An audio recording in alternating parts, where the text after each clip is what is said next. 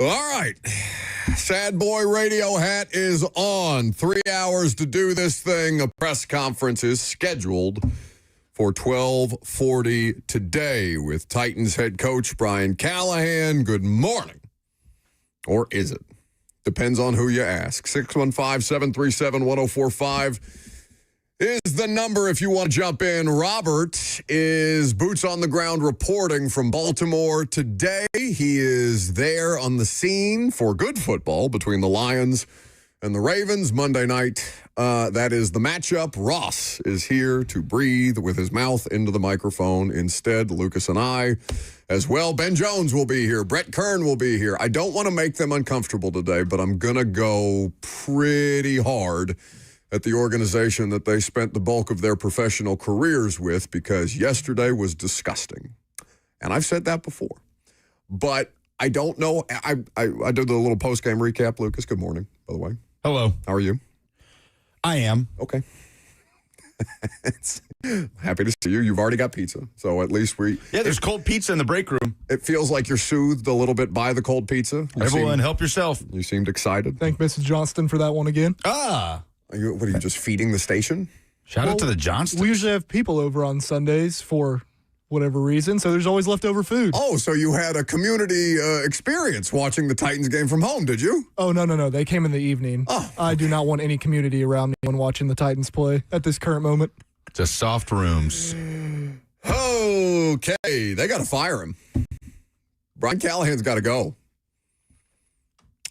It's week. I mean, I guess technically it's still week 3. We got Monday Night Football tonight, but they got to fire that coach. And the biggest issue is that doesn't solve their problems because he's not the only one responsible. But you can't let that guy continue to be the CEO of your organization with as many mistakes as they make, with as few of the issues as they resolve, with as few answers as they seem to be able to come up with after the fact, and the fact that he's still seemingly uncertain about some of the situations that he's being placed in, like the end of the first half yesterday. They have to fire Brian Callahan. I don't think it's going to happen this week. I think if he loses to Houston, he's gone. That seems to be the typical Grim Reaper, Amy Adams Strunk move, is if you lose to the Texans, it's stupid to put that much importance on a game that has, I mean, it's a divisional game, I get it. You took their uniforms, you took their team, whatever kind of drama, nonsense you want to make out of it. For God's sakes, ESPN think pieces were written last year, and I'm not mad at Toronto about that, but just because they beat the Texans and how much more it means to Amy Adams Strunk. Like, they don't fix anything by firing him, but he has to be fired. He's forced their hand. I asked him last night, Ross, you have the opening statement and the follow-up from last night's press conference. 41-20, by the way. They got dummied at home by the Indianapolis Colts. You made him punt. Hang the banner. You made him punt. But the head coach got to go. Let's hear it, Ross. Just didn't really do anything, probably well enough over the course of the game in any phase to put ourselves in position to win. I think the early pick six was not good. They'll put you in a hole that early. We didn't tackle well. We didn't rush well. At the end of the day, didn't do enough good things to put ourselves in any position to win the game. So don't really have much to add. You guys go ahead. Realistically, Brian, how many more opportunities do you think you guys are going to get to get this thing right, given how difficult it's been? I don't really worry about that, Buck, to be honest. My focus is on trying to make sure our football team is in as good a place as possible, and the rest of that stuff is what it is. I don't think about those things, and you really can't. I mean, this is hard enough as it is to put those other things and think about that. It doesn't do anybody any good. So I just go to work and work as hard as I can. I put as much effort as I can into this, and that is what it is. That's fine. That's the right answer from him. But everybody else talking about his job. He's forcing their hand, Lucas. Like, I know that we sat here and said it doesn't benefit Cam Ward to fire the coach in the season. But the mistakes are everywhere. You can't have that Michael Pittman quote that's making the rounds. And it's not just that Michael Pittman said it, and we'll play you that audio here in just a second, the Colts wide receiver who basically said that the Titans came out looking like they didn't want to be there yesterday. It's the fact that L'Jarius Sneed and Roger McCreary basically said the same thing to us in the locker room. Yeah, that they came out flat. the thing is, 0-3, right? We've had this conversation, rinse, repeat. They've done with the tough early season slate what we expected them to do record-wise. But the thing is, Brian Callahan didn't have to beat the Broncos, didn't have to beat the Rams, didn't even have to beat the Colts, right? When we were having these discussions. No, we said must win yesterday. Or leading up, we said must win. I understand. Okay. But, like, taking us back to August, like, there was a scenario in play where the Titans were 0-3 to start the season because they are worse football teams than those three, especially with the Colts and resurgent as they are with Daniel Jones. So it's not even like you had to beat one or two or any of those first three teams on your schedule. But what you can't do is what they've done with the operational stuff and the situational stuff. You just can't give more reasons for people to open up radio shows with this conversation. And you just can't ignore it. All they've done is give people reasons to have these conversations.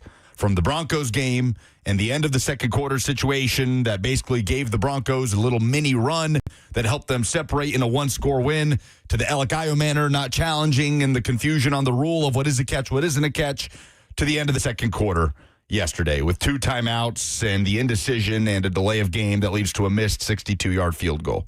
You didn't have to win these games, right, for people to not be talking about whether or not your time is up here. But you can't do a lot of the things that have happened here. You can't be the thing that we're talking about again. Right.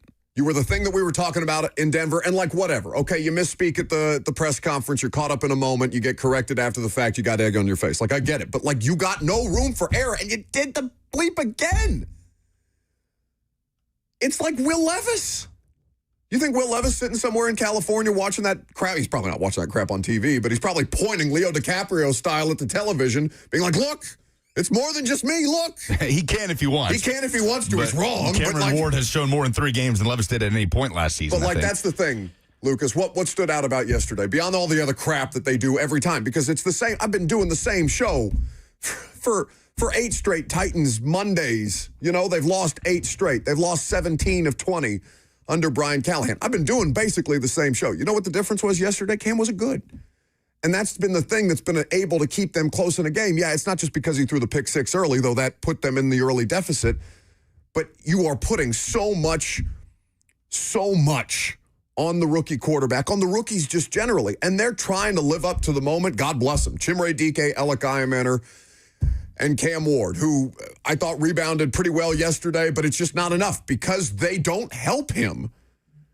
Yeah, it's the worst start to a game by far that he's had. He's 1 for 5 on his first 5 attempts, one of them obviously being the pick 6 for his first career interception. He settled in, right? I mean, he's the reason that they didn't lose by, more than 21, 28, 35 points, leading 2 touchdown drives in the second half, one of 13 plays, one of 16 plays. He settled in, and he did some more of the things that get you excited, some more of the off-schedule stuff on the rollout, on play action, the bullet touchdown pass to Elakayo Manor. But, yeah, as of right now, that's really all you have as a Titans fan is what these rookies have done, especially the rookies on offense. What they have done. Elakayo Manor, 4 catches, 38 yards, and a touchdown. Gunnar Helm, 3 for 27. Chimere Dike, just poor guy can't score a touchdown without it getting called back. But he's showing flashes, right, in the return game, the way they're using him on the end around, things like that. Their average field position is like the 37, and they can't do bleep. Well, and because they immediately start shooting themselves in the foot. Again, we talked about third downs, 5 of 14 on third down. Okay, here are the third downs they did not convert yesterday. 3rd and 9, 3rd and 11, 3rd and 12, 3rd and 10, 3rd and 8, 3rd and 2, 3rd and 15, 3rd and goal from the 7. Like, what do 90% of these have in common, right? They're from 8 or longer, 10 or longer. I don't know what the exact calculation is on their average third down distance. It was 9.9 going into the game. I'd be curious. I guess we could do some quick math. But I don't imagine it's budged a whole lot after 9, 11, 12, 10, 8, 15. And then what are the third downs they did convert? 6, 1, 2, 3, right? Like it's not that like a normal football complicated. Team.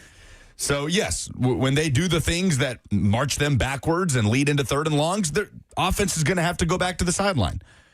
And they're just not good enough to be able to survive that stuff. They're not good enough to be able to survive a delay of game and a missed field goal after 2 timeouts and plenty of time to make that decision. 615-737-1045. We'll take your reaction throughout the course of the day. F&M Bank chat is also available to you. Listen, the Titans don't have to fire him today. I don't think they will fire him this week. But that coach has given them example after example after example that he does not deserve to have this job anymore. I don't think anybody wants the guy fired. He's a lovely man. I say this every time they screw up. I don't doubt that he works hard or that he cares, that it means something to him, or that he's trying to put these players in the best possible position to succeed that he can, but they don't get it done. His team does not produce. They do not execute at a high level. They are not disciplined. They are a mess. And it's not just on him, but it's got to start with him on the football side of things. And the fact that we're having this conversation before Week 3 even concludes with Monday Night Football is a disgrace. You know what the saddest thing about it is? What, Ross? As bad as they have been, they should still have one win. Yeah. As horrible as this team has looked, they should still be 1-2 right now. They should. But they can't even do that. And in a game to keep just people tangentially interested yesterday, they laid down like dogs against a divisional opponent in front of announced or tickets distributed 56,000, which is lower than the debut expected. It's ridiculous to think that 56,000 people were in attendance for that game yesterday. And for the Titans fans that went, God bless you. They don't deserve you. We'll talk more about this nonsense coming up next. I'm Buck Rising. It's 104.5 The Zone.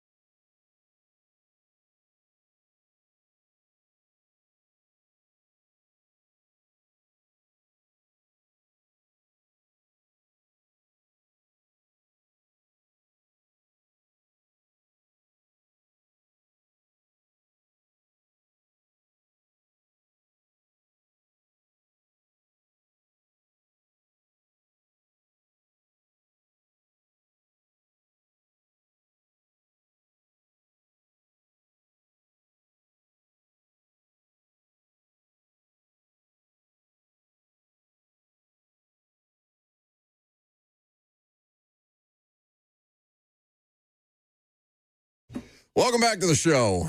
Fueled by Hattie B's Hot Chicken, the best hot chicken in the world. It's never a bad day when you get some Hattie B's. You have to wait about 40 more minutes before their Middle Tennessee locations open up. Ross just shaking his head in dismay. You've been on Brian Callahan's neck longer than anybody. You called him Billy Napier before the season started, and both of them are trending in the wrong direction. Oh, I know I can't prove this, I guess, but I was saying the same stuff last year as well. After the Bears game, I was a little hot. Well, Bears game wasn't necessarily on Brian Callahan, but he is having his Will Levis season. What were you critical of in the Bears game of Brian Callahan? That's when I got early on the conservative Cali nickname. Oh, okay. Coaching scared. Ross not a fan. The only one who's played any reasonable level of football around here is out on the coach for a year now, since his first game. Quick to judge. Yeah. It's true. Ross is the biggest ball knower on this show when he is on this show. Well, I think Robert technically is, but Ross just has an actual resume that includes some kind of playing as far time as experience is concerned. on a football team. We're going to take your phone calls, but we do need to hear from Brian Callahan on the end of half situation. It is the most, well, it's not the most stinging indictment that came out of yesterday, ironically enough, because we've got some Michael Pittman sound, the Colts wide receiver, being asked in the locker room about it here in just a second, or being asked about playing the Titans yesterday. But let's start with Brian Callahan's press conference question. I believe PK was the one who asked the series of questions where the Colts take a timeout to ice Joey Sly. The Titans then follow that up with a timeout of their own. The Titans then get a delay of game penalty against them because they are not prepared for Joey Sly to be able to execute. It pushes Joey Sly's attempt back to 62 yards before the end of half because the Titans went into that situation prepared to settle for a field goal, I believe down 17-9 at that point, and we're going to try and narrow their margins a little bit, which whatever. If that's the approach that you feel would best equip you to win the game, nobody's going to push back on you for letting Joey Sly have an attempt from 50-plus. But it pushes Joey Sly's attempt back to 62, one of two 60-plus yard attempts that Joey Sly had yesterday.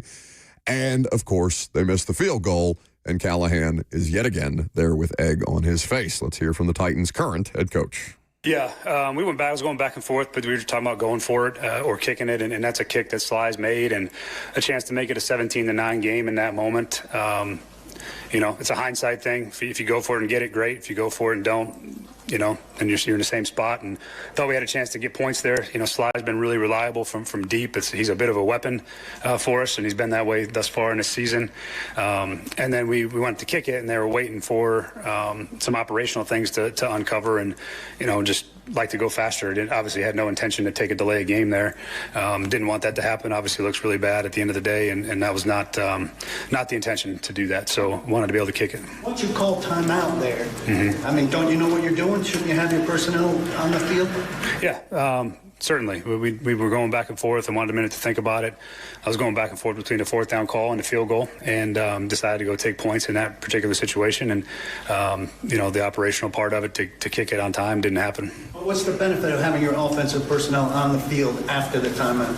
Because I hadn't decided yet at the moment on what we're going to do. I mean, how could you have their timeout, your timeout, and still not have decided? Like I said, we were having a couple different conversations about it, and ultimately that was a decision we made. What kind of message, though, you think that sends? Like, not going for it on fourth and not going for it. What message that sends to your team? I don't know. I don't know what message that sends. I was trying to take points and make it a 17-9 game at the half. That was my intent. So I don't know. Indecisive. Yeah, it just can't happen. It's the worst case scenario there, right? Like, that is worse to me than making the wrong decision, right? Is costing the team because of not making a decision, period. The wrong decision could be going for it and you don't get it, and they get the ball in good field position. Or electing to kick the field goal and they miss it and they get the ball in good field position. But it can't be delay of game makes it a harder field goal that you miss and give them even better field position, which they then turn into points going into half. there are coaches who make wrong decisions, but will at least stand by their conviction, right? They will. It's a tough job. There's a lot of jobs where you get in a position of power, and you can't afford to second guess yourself. What is this if not second guessing yourself in a critical situation against a divisional opponent? And I can relate. I am the same way. What position of power are you in? The position of power of deciding what I want for dinner. Or where we're going to go out to eat. Which is crazy because you spend half the show looking at what you want for dinner. And I can't decide. So I get where he's coming from. Decided on that pizza real quick. Well, yeah. But in terms of making a decision of where to go when I get in the car and drive somewhere and looking at menus and reviews and what's near me and what's far, I am horrible about making a timely decision. So I get it, Callie. You think we should put you on the sidelines, give you a headset? No, we would get 3 delay of game penalties. It is offensive that you got 2 timeouts, one of theirs, one of yours, and still got the delay of game. That's the kind of thing that hurts your players. It's one thing if you're not good at the job or not good enough at the job. By the way, he currently has the worst, should his career end today, or should his tenure as the Titans head coach end today, he would have the worst winning percentage in NFL history. 1.53 or 0.153, I believe, is what it would end up being. Currently, it's 0.176. I looked this up last night on Pro Football Reference. But now he's putting the players in bad positions. Now he's hurting. Joey Sly's the one thing that I can count on. Joey Sly, God love him. He's got very broad shoulders and very large biceps, but he's doing way more heavy lifting than he should have to do. The 64-yard attempt. Had the distance. I thought he was going to hit it. I mean, and it's like, I can almost justify it in my head because you're right. He probably can. He's had the distance for 70 on some of these kicks. So, like, I'm almost not even mad at that. But it's just, Teron's follow-up there, what kind of message does that send? You're scared. You're scared and you're indecisive. And I genuinely believe him when he answers that question that I asked him about how many more opportunities does he think he's going to get. When he says, I can't think about that. All I can do is try and do the best job humanly possible for this team to try and give them a chance to succeed. Yeah, but it doesn't work. You don't work. I mean, you work, but you're ineffective. To spend that much time to be this ineffective is as big an indictment almost as this Michael Pittman audio that we're going to play for you later in the show. 615-737-1045 is the number if you want to react. Suppose we can just go ahead and open up the phone lines and let them singe our eyebrows off because it seems many of you are passionate. Let's start with Gary in Lebanon. What's up, Buck? How are you this morning? I'm good. First, I want to apologize to you because I called in a couple months ago and I told you that we needed to trade you for a bag of chips to New England because it seemed like that's where you wanted to be. What kind of chips? You're right. We're not on track like I thought we were. And second, I want to touch on what you said about 56,000 people being there. I go to almost every game. I try and be at every game if I can, depending if work lets me. And I'd say we've become a vacation team in the sense as if you want your team, you want to go watch your team win an away game and have fun in a city, Nashville's where you go. You know for sure your team's more than likely going to win, and it's a vacation town now, seeing all the tourism and whatnot. So, I mean, there's probably 30 to 36,000 Colts fans there. I'd say definitely at least half of the fans are Colts. So, just wanted to touch on that. Well, thanks for the call, Gary. I hope you at least got some, spicy Doritos back for me or something. What's the best kind of chip? Baked Lays. Baked Lays? Baked? Really? Kettle cooked. Thanks for the call. And you know what? Colts fans don't really travel that well for as close as it is. I know you weren't there yesterday. I don't know what it looked like on television. But it wasn't like they didn't take it over or anything like that. I mean, they should be excited. Oh, hell yeah. They've got a team on their hands. Sure. The Titans made them punt. Yeah. How about Joe in Oklahoma next? What's going on, guys? Not much. Good. I Here's my question. I got a couple questions. What do we think about possibly John Fossil, putting him in place as the head coach? I mean, the special teams is like night and day. I don't know how he was able to come in and just change it. Well, real easy. Turns out you're good at your job. You can do that. Really good. Huh? Nothing. I appreciate the call, Joe. Took him a long time to get that out. My God. It is impressive, man. The special teams unit is just organized, well coached. Jim Ridley is making plays. Joey Sly had been perfect until they asked a whole lot of him yesterday. But, John Bones Fossil is who we thought he was. Yes, he is him. And how can he come around and how can he come in and just turn things around again? He's good. They found somebody who's good at their jobs. Well done by them. Jim Ridley, good at his job. He just got here. He's not associated with the baggage of all the losing. We're probably going to have to do like a interim coaching hot board tomorrow. You ready for that? You looking forward to that? Well, coach isn't fired yet, so. Yeah, but what do you so, I mean, you think next week, though, right? Yeah, I mean, you have to look at recent patterns, for sure. It's just coaches don't, like this type of run, the record associated with all the in-game stuff, just not something you see head coaches survive through, right? Like, head coaches, as part of a rebuild, survive lean years. And we use the Zach Taylor example all the time. Brian Callahan was literally right there front and center as an offensive coordinator. They were dreadful. They drafted Joe Burrow, and they were dreadful again, right? There are parallels there. But we talked about the differences and how competitive they were in those games, even early on in the year. In Joe Burrow's rookie season, playing the likes of the Chargers losing by 3, one-score loss to the Browns, tie in overtime against the Eagles, getting that first win against the Jags. They only won 4 games, Burrow tearing his ACL, a big part of that late in the season, but they showed something. They were showing something every single week. Last year with the Panthers, it took a little while. They benched Bryce Young and had to bring him back into the fold, but they started to show something late in the season. So maybe there's a sense of confidence somewhere that the Titans can start to show something, but the bad has been worse than the worst of those examples we just cited, of the Panthers and the Bengals just trying to survive those lean years, understanding what they're up against. You got to show something. And this team just hasn't shown enough through 3 weeks. Well, they showed that if you hire somebody who's good at their job, that person can get their unit corrected. John Fossil and Jim Ridley and Joey Sly and Johnny Hecker and Morgan Cox, good at their jobs. Cam Ward figured it out as the game wore on, or tried to figure it out as the game wore on, and made the early mistake. And by the way, he's not completely blameless here, right? Because he's making some mistakes, as to be Ward expected. Yeah, he talked about the interception where he's got the wrong play. And he makes a mistake, and he throws it to, I think it was Tony Pollard, who he was trying to throw it to. Yep. Just lobs it up there.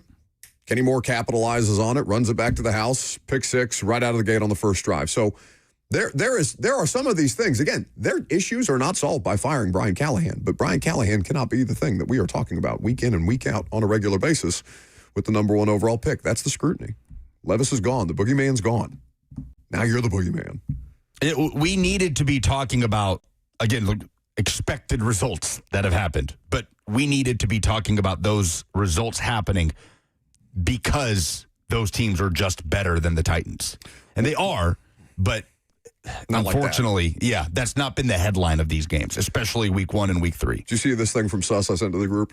Yeah. And this is a good articulation, or a more specific articulation of what you just said. At Nick Suss on Twitter, he is the very good Tennessean Titans beat writer. In 2024, as the Titans stumbled to an 0-3 start, with losses against Chicago, the Jets, and Green Bay, Will Levis and company were outgained by 10 yards in the 3 games. In 2025, with losses versus Denver, Los Angeles Rams, and the Indianapolis Colts, the Titans have been outgained by 454 yards. They are no longer one play away. They just suck. Blake is in Florida next. Hey, Blake. Hey, Buck, man, I'd have to agree with you, dude. This team just absolutely sucks. It's from the leadership, from the coaching, and God, man, I even want to say the decision makers on finding a coach. Sure. We got Callahan. This dude's afraid to just air it out with Cam Ward. I mean, I get it. We got a new rookie quarterback. But he's playing scared with them, man. He's not opening them up. Let the kid go get some speeding tickets or something. Let's air this thing out, see what he can do. You mean metaphorically, of course, not like Isaiah Wilson speeding tickets, right? No, not like that. Yeah. But even with the coaching side of it, man, if we get into the coaching hunt, which, like I said, week one, we're already looking for a head coach. I just don't think Amy and the staff knows what one looks like. I mean, these guys could walk in wearing a gold jacket, and they're going to miss on it. Thank you for the call.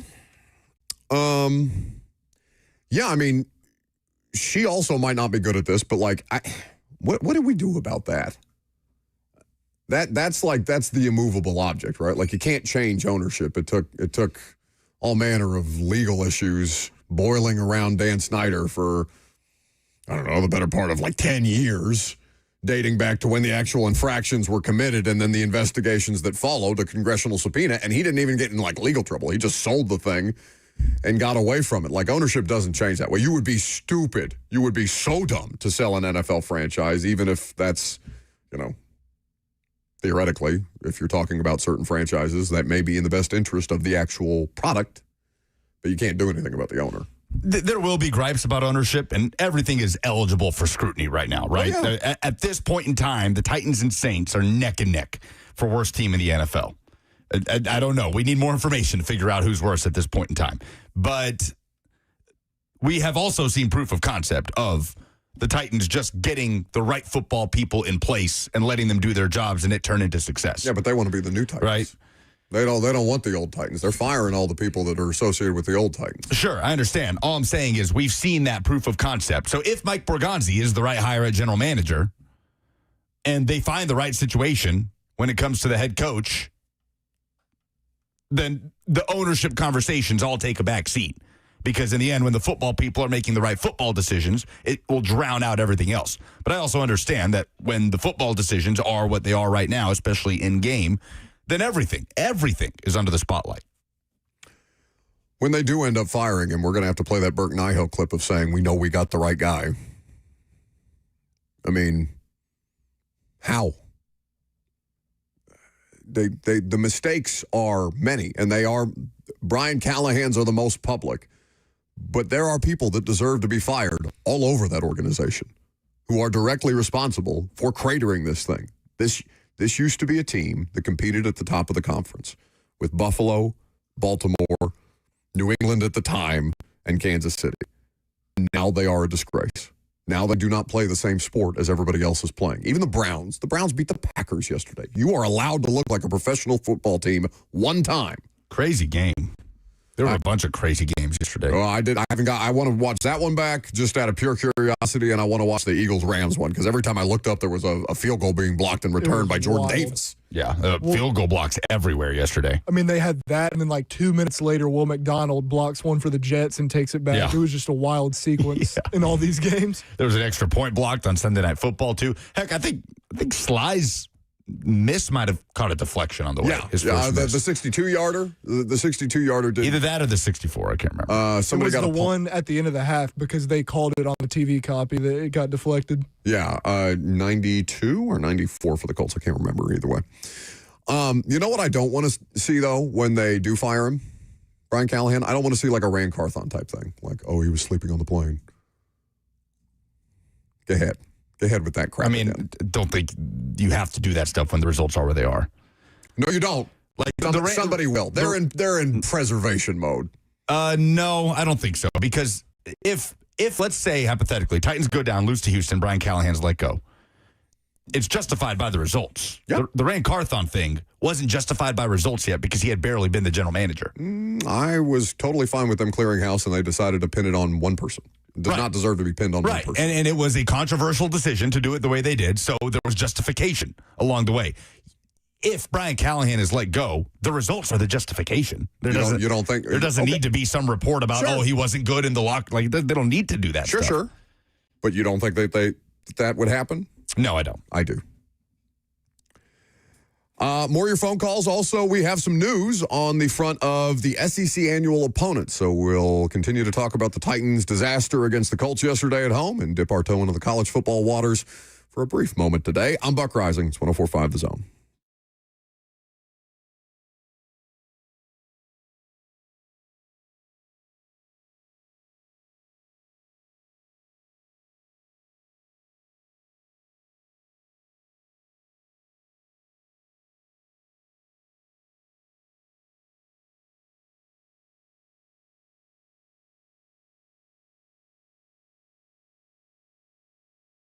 Oh, well. 70 points by the Commodores over the weekend. Eat it, Georgia State. Anyway, no one wants to deal with a plumbing, HVAC, or electrical emergency. Most of the time, you don't know what it will cost or if it'll get fixed correctly or if somebody's just trying to sell you something. That's when you call Hiller. Their experts are going to solve your problems quickly. That's Hiller Plumbing, Heating, Cooling, and Electrical. And they will guarantee 100% satisfaction of happy you'll be or the service is free. That's the Happy Hiller promise. The price you're told is the price that you'll actually pay. There's no hidden fees or surprises when you do get your bill. So book online today at happyhiller.com. That's happyhiller.com.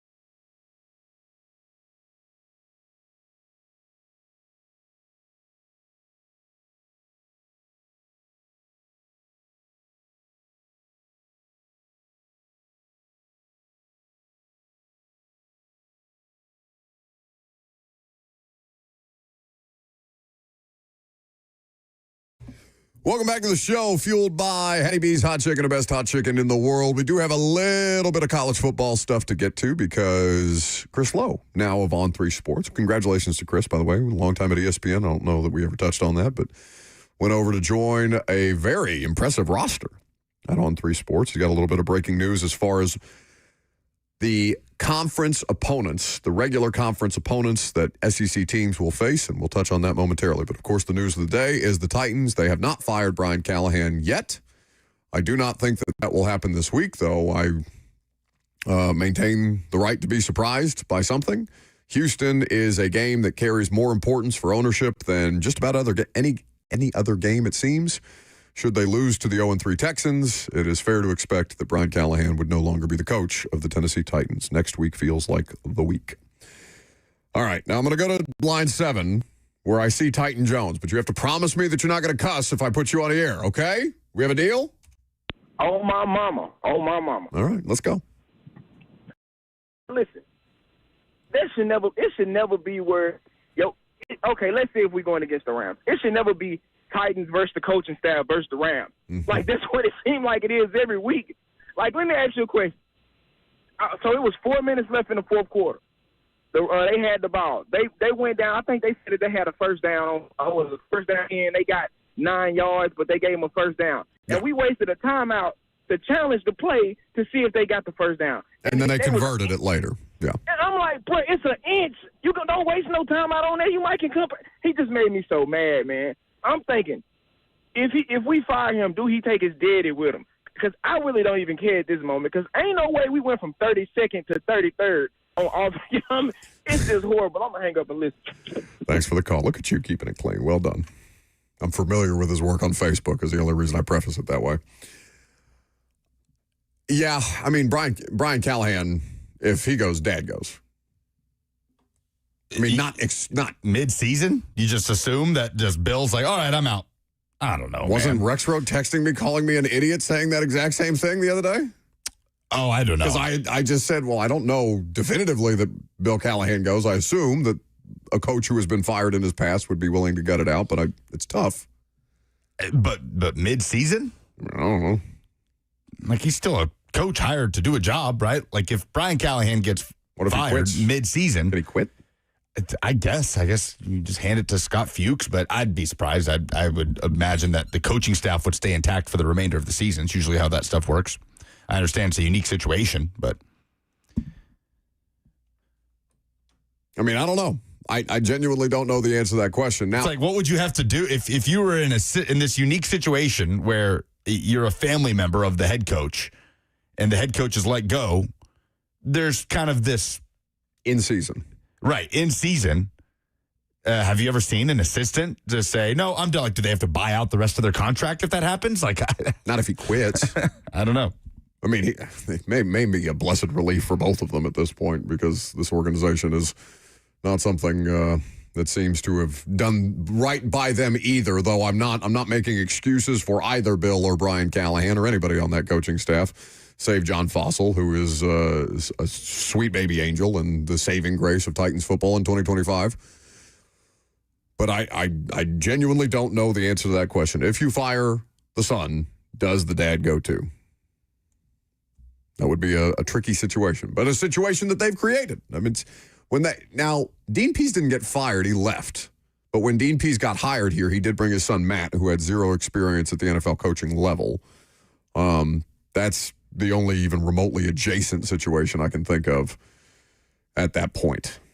Do you want to give us the news? Because there's going to be a lot of calls today, and I don't want to keep people waiting, but I do want to get to this news. Chris Lowe leaking this. It is set to be announced by the SEC tomorrow. Obviously, the SEC is moving to a 9-game conference schedule, finally, starting in 2026, which means every team has 3 fixed annual opponents, and the remainder of their SEC opponents, the other 6, will be a rotation throughout the conference. Now, these 3 fixed annual opponents will be the case for the next 4 seasons. Chris Lowe put them out there. We've seen all the projections over the course of the last months and years. Tennessee's 3 are Alabama, Vanderbilt, and Kentucky. And it was really only a question of who that third one is going to be. We understand Tennessee-Alabama is one of the biggest rivalries in the SEC that they would want to preserve. Tennessee-Vanderbilt is an in-state rivalry that was never going anywhere. And the question was, will it be Kentucky? Will it be Florida? Will it be out of left field like a South Carolina?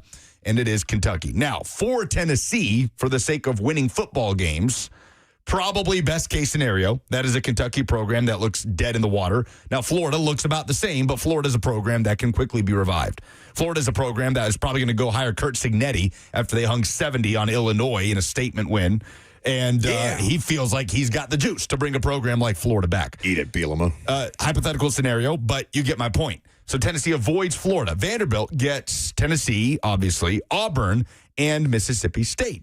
Could have been worse for the Commodores as well. So some interesting ones on here. Alabama was probably the biggest surprise. They just didn't want to saddle Alabama with Auburn, Tennessee, and LSU, even though that's Alabama's three biggest rivals. Mississippi State being shoehorned in there. Mississippi State gets in there, and LSU ends up with Arkansas, Ole Miss, and A&M. So, they did some tinkering here. Weird for LSU because LSU's two biggest rivals, by my estimation, an LSU fan could call in and tell me I'm wrong or chime in on the F&M Bang chat on YouTube. For me, LSU's two biggest rivals are Auburn and Alabama. Neither of those teams are on LSU's fixed three. Ole Miss, that's a big rivalry for sure. I think there's something there with Arkansas, and then there's Texas A&M, which has kind of been, they've kind of put those two together since A&M came into the league. So weird for LSU to not have Alabama or Auburn on their schedule. Very, very weird as permanent opponents. But for Tennessee, again, for the sake of winning football games, you hate to see any rivalry go to die like Tennessee-Florida's annual rivalry seems it's going to, but I think it was a favorable draw for the Vols.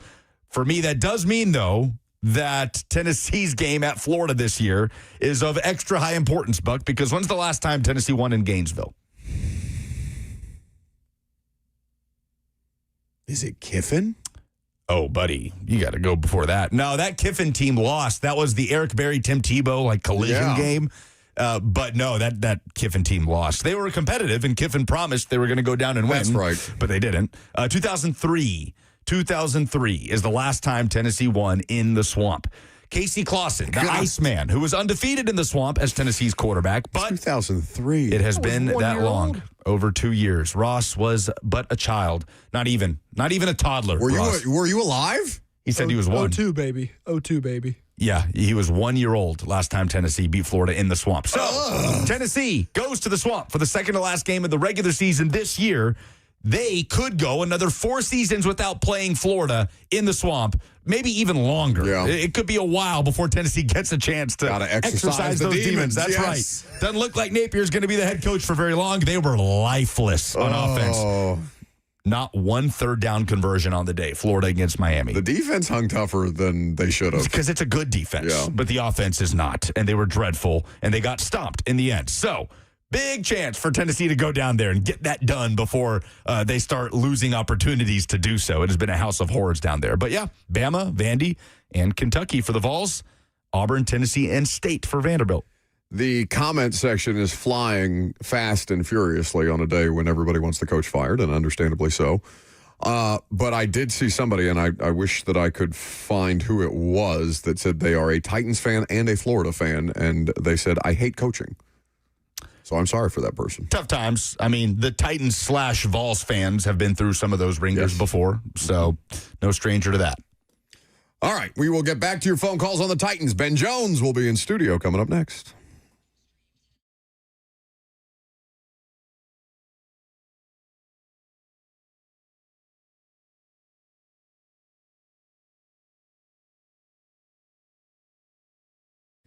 The Tennessee Men's Clinic is an incredibly valuable resource if you've been suffering from performance issues lately. They're here to help you, just like they've done for over a decade. Erectile dysfunction can wreck your confidence. It can impact your relationship, your mental health, and even your sense of identity. And whether you're dealing with mild or moderate ED, performance issues, or even conditions like Peyronie's disease, their medical team will work with you to create a plan that gets results, often with options most guys didn't even know were out there. If you felt the sting of performance issues recently, ask yourself, when's the last time that you felt that sense of confidence? You don't have to settle. Call the Tennessee Men's Clinic today at 615-208-9090. That's 615-208-9090, or visit online at TennesseeMen'sClinic.com.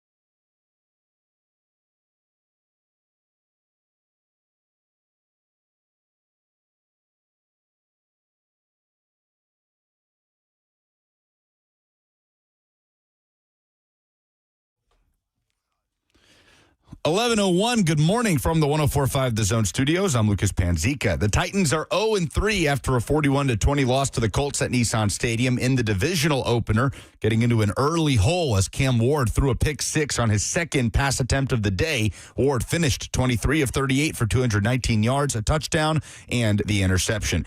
He spoke after the game about the team's mindset after an 0-3 start. I mean, you just got to keep working, honestly. We put ourselves in a hole, starting off 0-3, something that we got to climb ourselves out of. But it's all learning stuff, especially from my standpoint, the offense standpoint as a whole, and then on the defense side of the ball. Brian Callahan is scheduled to meet with the media today at 12:30. You can hear it live right here on The Zone. The AP poll came out on Sunday after week 4 of the college football season. Tennessee remained at number 15 after the win over UAB. Vanderbilt moving up 2 spots to 18 after putting up 70 on Georgia State. This morning, Chris Lowe reported on the annual conference opponents for the next 4 seasons that the SEC will officially announce tomorrow. Tennessee's 3 fixed SEC opponents starting next year will be Alabama, Vanderbilt, and Kentucky. Vanderbilt gets Tennessee, Auburn, and Mississippi State. For all your foundation repairs and waterproofing needs, visit USSTN.com. Breaking news at once on your home for the Titans and Vols. This is 104.5 The Zone.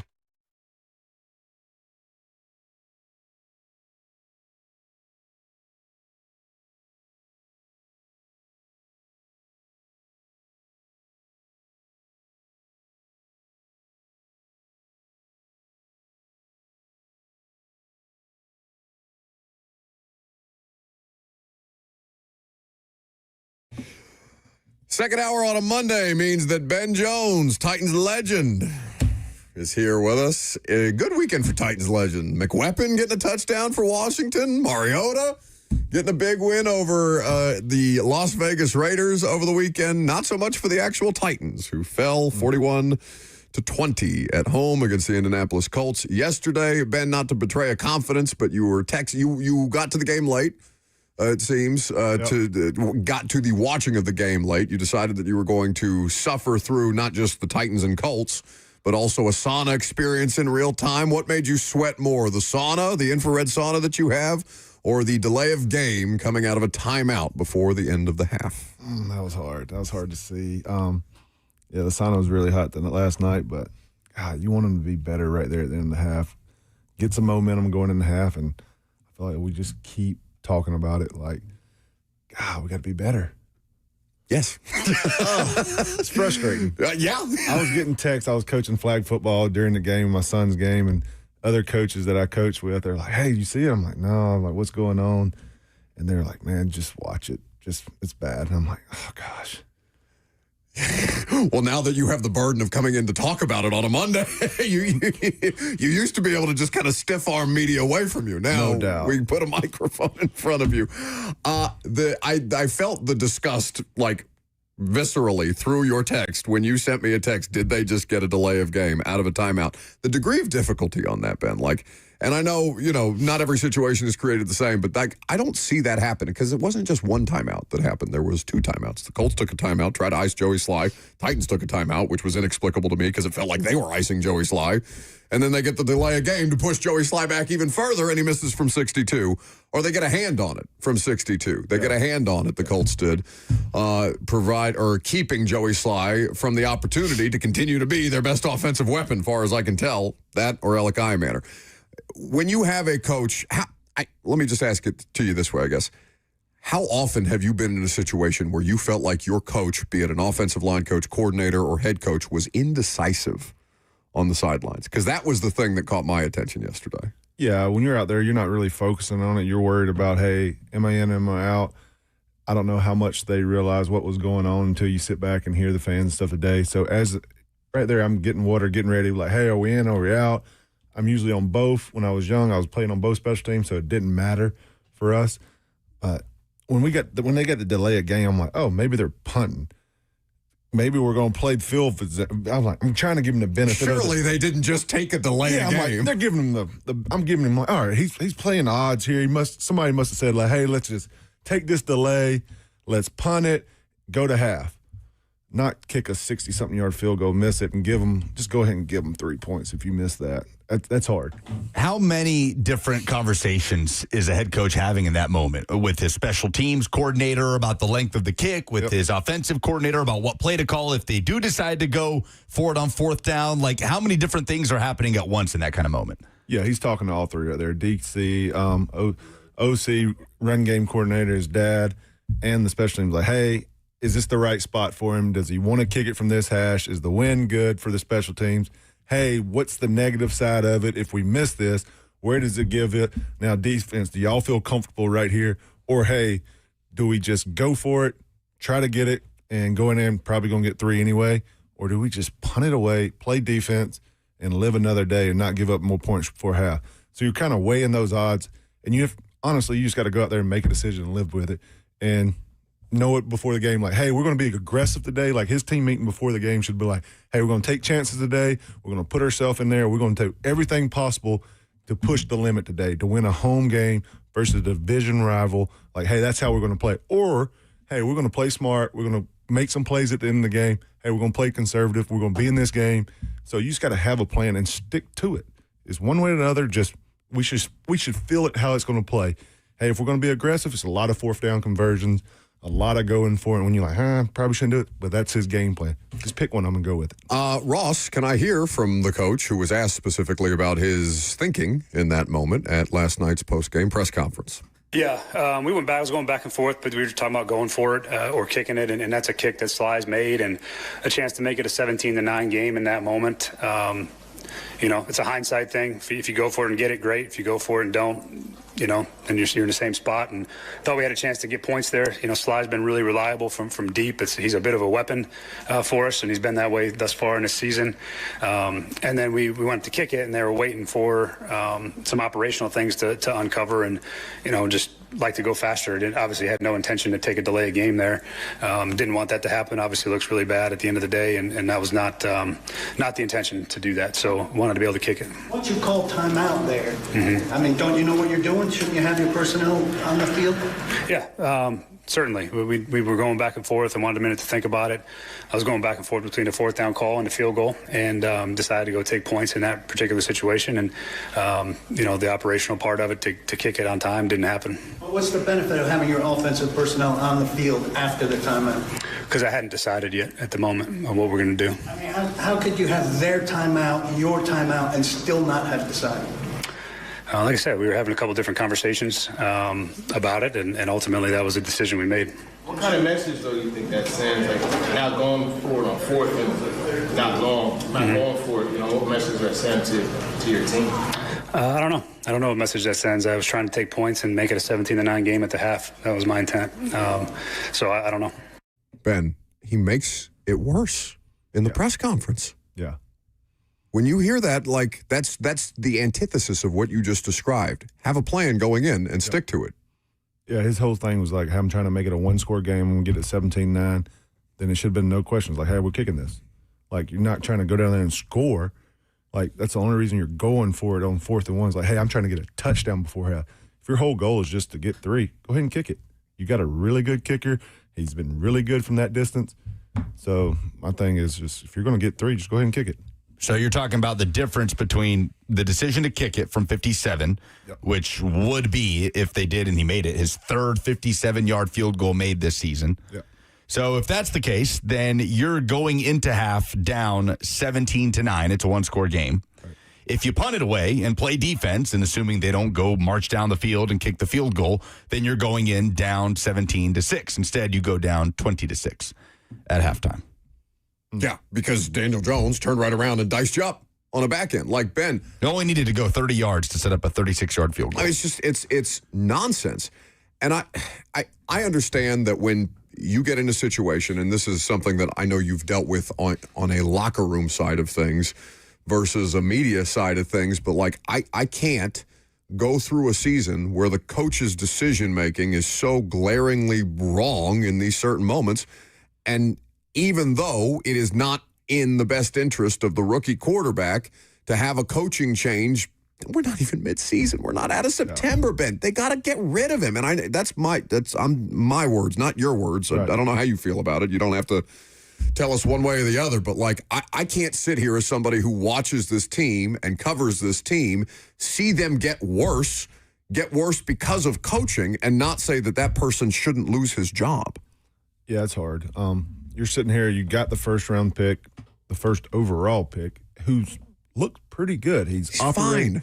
Yes, like he's doing exactly what you think of your first overall pick should be doing. Yes, he's going to be late on some throws. Yes, he's not going to make every throw. He's going to take some sacks because he doesn't see the coverage. They disguise it well. That's normal. That's my thing is like I'm always pro-coach, part of like, hey, I'm all in for my guy until he's gone. So if I was sitting in that locker room, I would be trying to rally all the troops around us like, hey, don't listen to the media. Don't listen to the outsiders. Hey, it's only 3 games. We've been in this situation before. Like, hey, let's win some games. Hey, we got a huge rivalry this week. We beat Houston last year in Houston, so let's turn this season around this week. So as a player in that group, you got to have a small group of guys who get together and try to push that forward, because that's the last thing. You want more distractions for your young quarterback who's actually doing well. Like, for me, I stay with the guy, see how you build it, because if you know you're going to get rid of him anyway, what's it hurt to try to have some stability for the young guy? Well, I'm going to play for Ben Jones some audio that we haven't got to yet on the show. It's Michael Pittman, the Colts wide receiver, talking about what the Titans showed them pregame that felt like there was blood in the water as the 4 quarters then played out. We'll do that coming up next. We'll take your phone calls, too. I'm Buck Rising. It's 104.5 The Zone.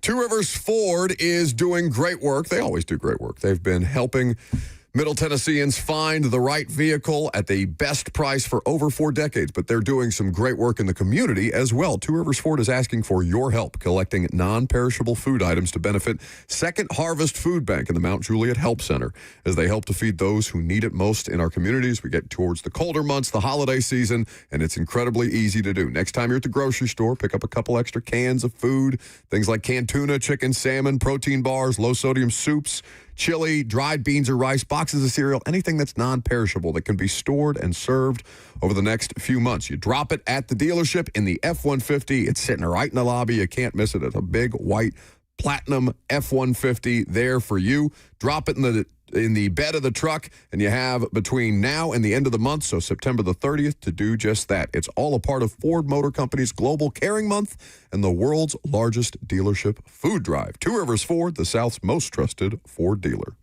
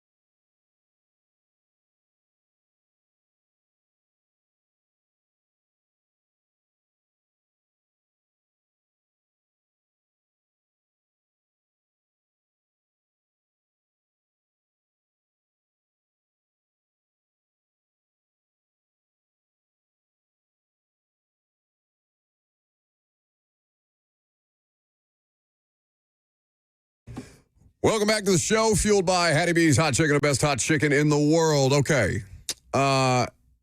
Ross, at your convenience, I would like to hear this Michael Pittman audio to play for Ben Jones, because the thing that Ben said, which is the correct stance, Ben Jones, former Titan center, hanging out in studio with us as he does on Mondays. God bless you for doing so.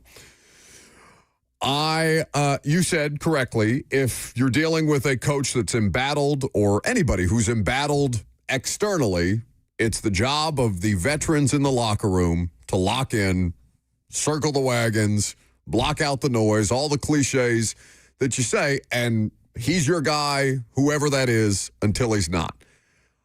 Ben, I wasn't in the Colts locker room yesterday, but Jeremy K. Gover, who got this audio from Michael Pittman, was, and I want you to hear from this Colts wide receiver, because this is as telling a thing as to why this coach is probably or should probably be fired as any I've heard. Let's go to Michael Pittman if we could. When you hear the crowd turn on the home team like that, just in general, not necessarily here specifically, is there a blood in the water type mentality for you guys? I mean, every team, every coach, they're all looking for any kind of advantage they can get. I think that'd be one of them.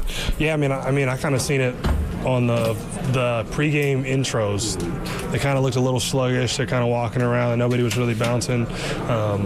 And right then and there, like, we all sat there and we're like, they don't want to play today. And I think that's how we found our edge today, is just mentally we thought that we wanted to play more than they did.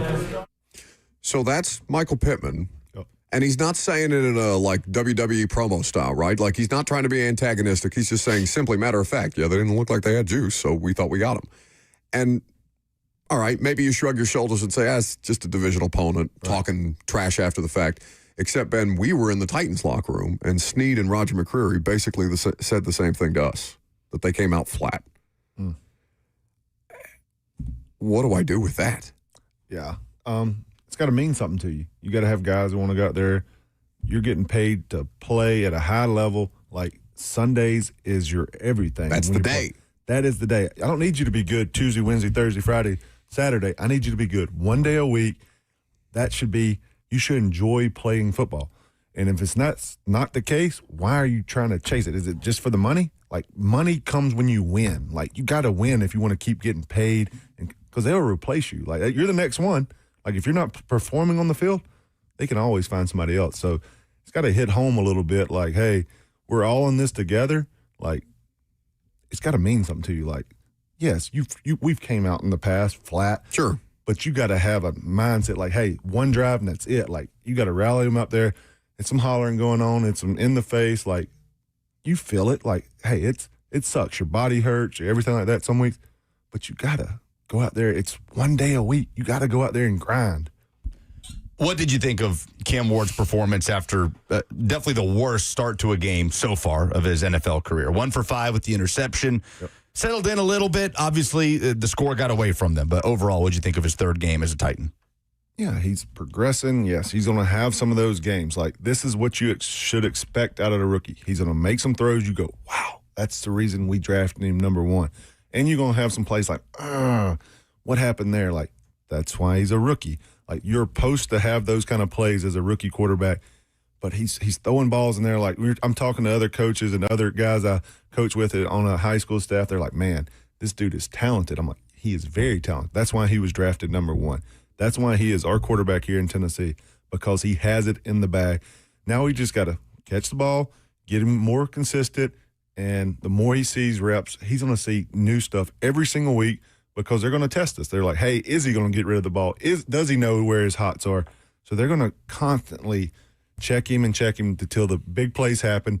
We take advantage of it. We don't drop it when we throw it down the field. Like, we got to have some explosive plays, so defense is like, I'm really not going to try this kid. Like, he's there. He works it. He talks it. He is a reason he is the number 1 pick. We're going to hear from Cam talking about Calvin Ridley, who had another tough day with the drops, 7 targets, 1 catch. And we have that discussion for at some point in the show. But every time he gets an opportunity, Ben, whether it's the drops or he's asked about sacks, which he was sacked 4 times yesterday, which, by the way, the Colts had 3 sacks as a team going into that game, and they sacked Cam Ward 4 times. Every time he's fallen on the sword, right? He's saying, no, I'm taking the sacks. I'm taking too long in the pocket. He said half the sacks were on him this season. Yeah, exactly, which now is 15 sacks in 3 games. Woo! Calvin Ridley, he's asked about drops, and he immediately pointed to his interception. He's like, yeah, but I'm doing things. So he's doing things that you like to see from a leadership perspective for a player so young. But just straight up, from the sacks that he's taking, what are you seeing in terms of things he can be doing better in moments where he's just helpless? Yeah, you put him in some bad situations where it's 3rd and long. Like you're telling him he's got to hold on to the ball so the receivers get down the field. Yeah, some of those are half and half on the O-line and him. Like sometimes the O-line's got to block better. Sometimes you got to know, like, hey, live another day. I'm going to hit my check down, and it's going to be 4th and 6 instead of 4th and 18 after the sack. Like, not every play's a home run, and that comes with learning. And I think he's doing a good job. Yes, he's going to hold it and try to make some plays because he is a competitor. He wants to win. He wants to make the big play. We did not draft him to check it down every play. We asked him to win games for us, and he's trying to do it. Like, he's a good player. Like, yes, it's going to grow. He's going to grow with this. He's going to know, like, hey, I'm going to be smart here. We need a punt. I'm going to check it down. Then he's going to know, like, hey, this is a time in the game I can take a chance here. And he's going to do that, and that's what he's going to learn throughout his career. Former Titans center Ben Jones here with us. You want to take some phone calls?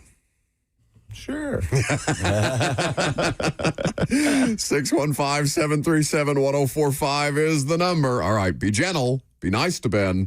Let's start with Zach in Chattanooga. Hey, Buck. What's up? I just want to say, there was 2 winners from yesterday. Although the Titans played like crap, the one winner all of us Titans fan has, or the one win we did get, was seeing Mike Keith again, because it's always great to see him. And also, whenever you win or lose, Broadway's still the winner. I'll hang up and listen now. Broadway always wins. Contributing to the local economy. Yes. I suppose it's better than just saying outright alcoholism. Drink your pain away. Yeah, that's good. Lower Broadway, good for that. Hey, Houston lost. There's something. Hey, they're 0-3 too, guys. The somebody else sucks. Hey, yeah, somebody's just as bad as us. Hey, vibes are bad in Houston too, man. Well, yeah, because they have expectations. But what is worse in a situation? Being under the gun, for lack of a better term, because you had expectations and you're not living up to them, or having the bar set so low and still finding a way to underwhelm the way that the Titans are? I don't know what the answer to that question is. How about Connor in Nashville? What's going on, Buck? Callahan's just way over his head. The indecision, the clock management stuff. The stuff at the end of the half was bad. He took 4.5 minutes off the clock inside of the Colts 25 on that last touchdown drive. I think he's not going to make it to the end of the season. And Buck, I liked what you said yesterday about optics when you were talking about fans in the stadium. Even if he pulls out a win against Houston, which is so important to Amy, if he makes it to week 7 and Vrabel comes back to Nashville and coaches circles around him, I think that's the worst possible optics for this franchise and for Amy. I think it's worse than that 2022 Eagles game that got J-Rob fired. And then Ben, love you, man. Thank you for everything you did for the Titans. You were a franchise great. I'll hang up and listen. Thank you, Connor. Ooh, that hurts. He's saying a lot of stuff that you don't want to hear as a Titans fan, like, and a player. Like, you're expecting to win every week, and I feel like we're looking at how are we going to lose each week. Like, what is going to come down to, hey, who's going to make the play that's going to make us lose, instead of it comes down to like 5 plays in a game like that makes you win a game. We're not making those right now. And, yes, we got some young players. We got a young staff, young coaching staff. Everything's young. Second year calling plays, second year being a head coach. Like, he's got to rely on other people to help him get to those situations. Hey, if it's dad, like, hey, you're going for it. Like, who is your guy in your mic on the sideline? Like, who's your guy? Like, hey, we got to make a decision and go. Like, he needs help. Like, he's young too in this process. Yeah. Like, he needs somebody that, hey, we're going to make a decision. We're going to go. And I hope he learned through his mistakes this week, and let's see how he gets better this next week. What was the worst season that you were a part of as a player? I feel like you never had a... 23. 23, I wasn't here. 22. 7 straight. Yeah, 7 straight losses. Still played for the division. A lot of that. I was right in a dark room. But is that in Houston, what was the worst record you guys had when you were a player? So as a starter, I never had a losing season pretty much. Then my second year I didn't start. I was like a swing guy. We went 2-14. Lost 11 games by under 7 points. We were the team who found a way to lose. And the year before that, we won the division, lost in the second round of the playoffs, started the year out 11-1 the year before that, and really didn't lose anybody. Was that Watson? No. Who was the quarterback? Schaub. I'm old. We had Andre Johnson, Schaub, Arian Foster, Cushion, and we fired a coach after like week 6. We were up 20-0 at half to the Colts. Kubiak has like a stroke on a Thursday night game. We lose like 21-20 in the second half. Case Keenum played the second half, and it was bad. Like, we fired him. Wade Phillips stepped in, and that's what I keep saying. Like, I've been a part of that when you fire a coach and the juices, the vibes, your players are not in it because you're thinking like, hey, who am I playing for? I'm getting a new coach next year.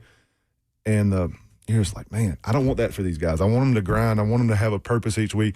I don't want them to think like, hey, am I next? Is it going to be a whole new staff? They're going to release everybody anyway. But give these guys a chance to go out there and earn it on Sundays. So are those some of the conversations that just organically start to happen in a locker room with that type of season? Yeah, like you see a lot of new guys come in, a lot of guys they want to see what they have on the roster. Young guys are going to start playing at the end of the year when you're out of the playoffs. You're going to try a backup quarterback. You're going to save a hit on an old guy. I'm like, hey, we're going to put you on IR. We're going to rest you the next year. And you see it. Like, we had like 30-something guys at the end of the year on IR. And I'm like, what are you hurt? He's like, a little bruised shoulder here. Like, you start protecting your money. And you look out there and you look like it's a preseason game with the guys out there playing, which I got to play a lot. What? Okay, so I understand what you're saying about let guys have the opportunity to show that they're playing for someone or something.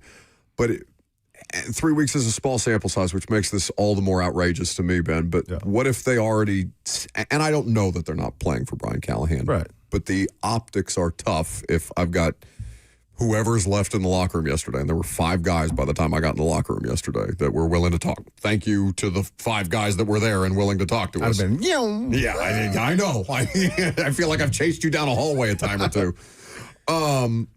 I don't know that they're not playing for Brian Callahan, but if your opponent is able to identify that you don't have juice, and you're telling me in the locker room that you came out flat, and that they've just got to find a way to manifest it. I don't want to discount them from being able to do it, but would that not at least be some kind of a red flag, Ben, that they may already not be playing for their current situation?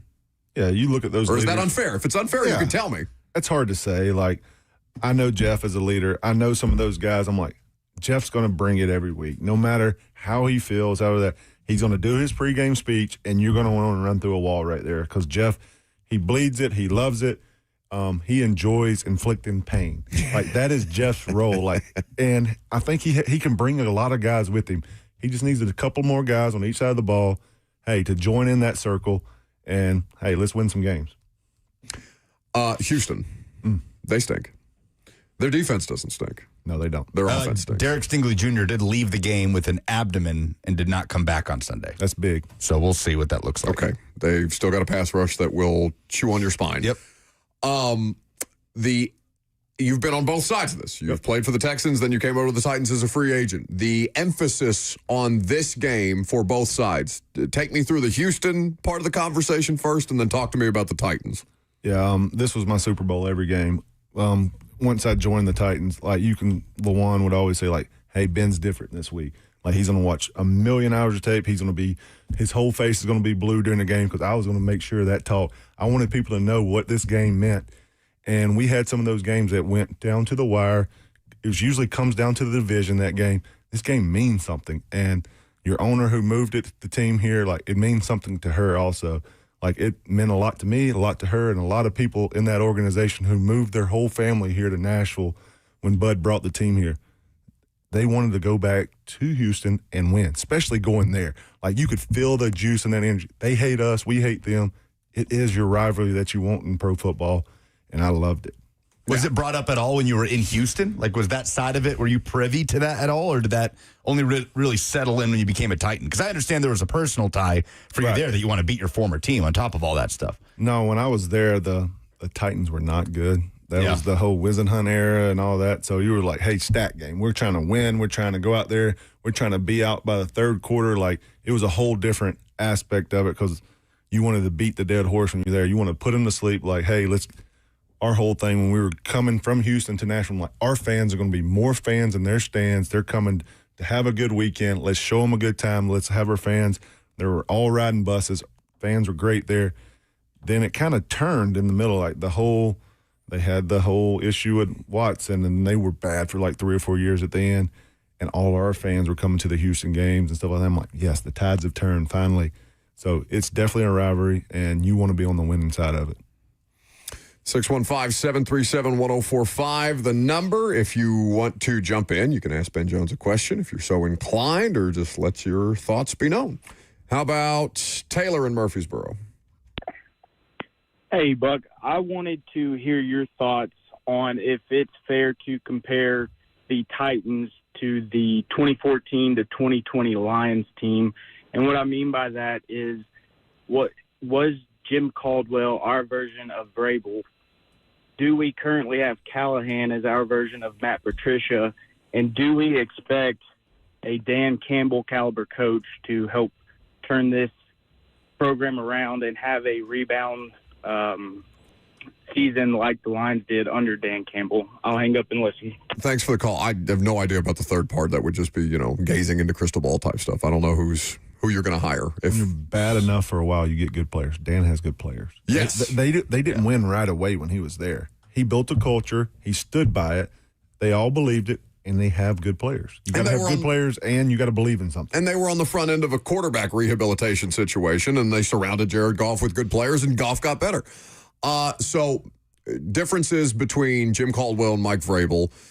Jim Caldwell was a better than average coach who definitely had a different style, and the Lions, I think, regretted after the fact firing him for Matt Patricia. Matt Patricia was an authoritarian coming in and Ben, I don't know if you talked to players on those rosters, but it felt like a popping champagne bottles, smoking cigars in the locker room after he got fired type situation in Detroit from people who were around that organization at the time. Matt Patricia tried to be Belichick, and he wasn't Belichick, and I don't even know if Belichick's Belichick anymore, based on the way that North Carolina keeps losing, but still, that's more about players in college.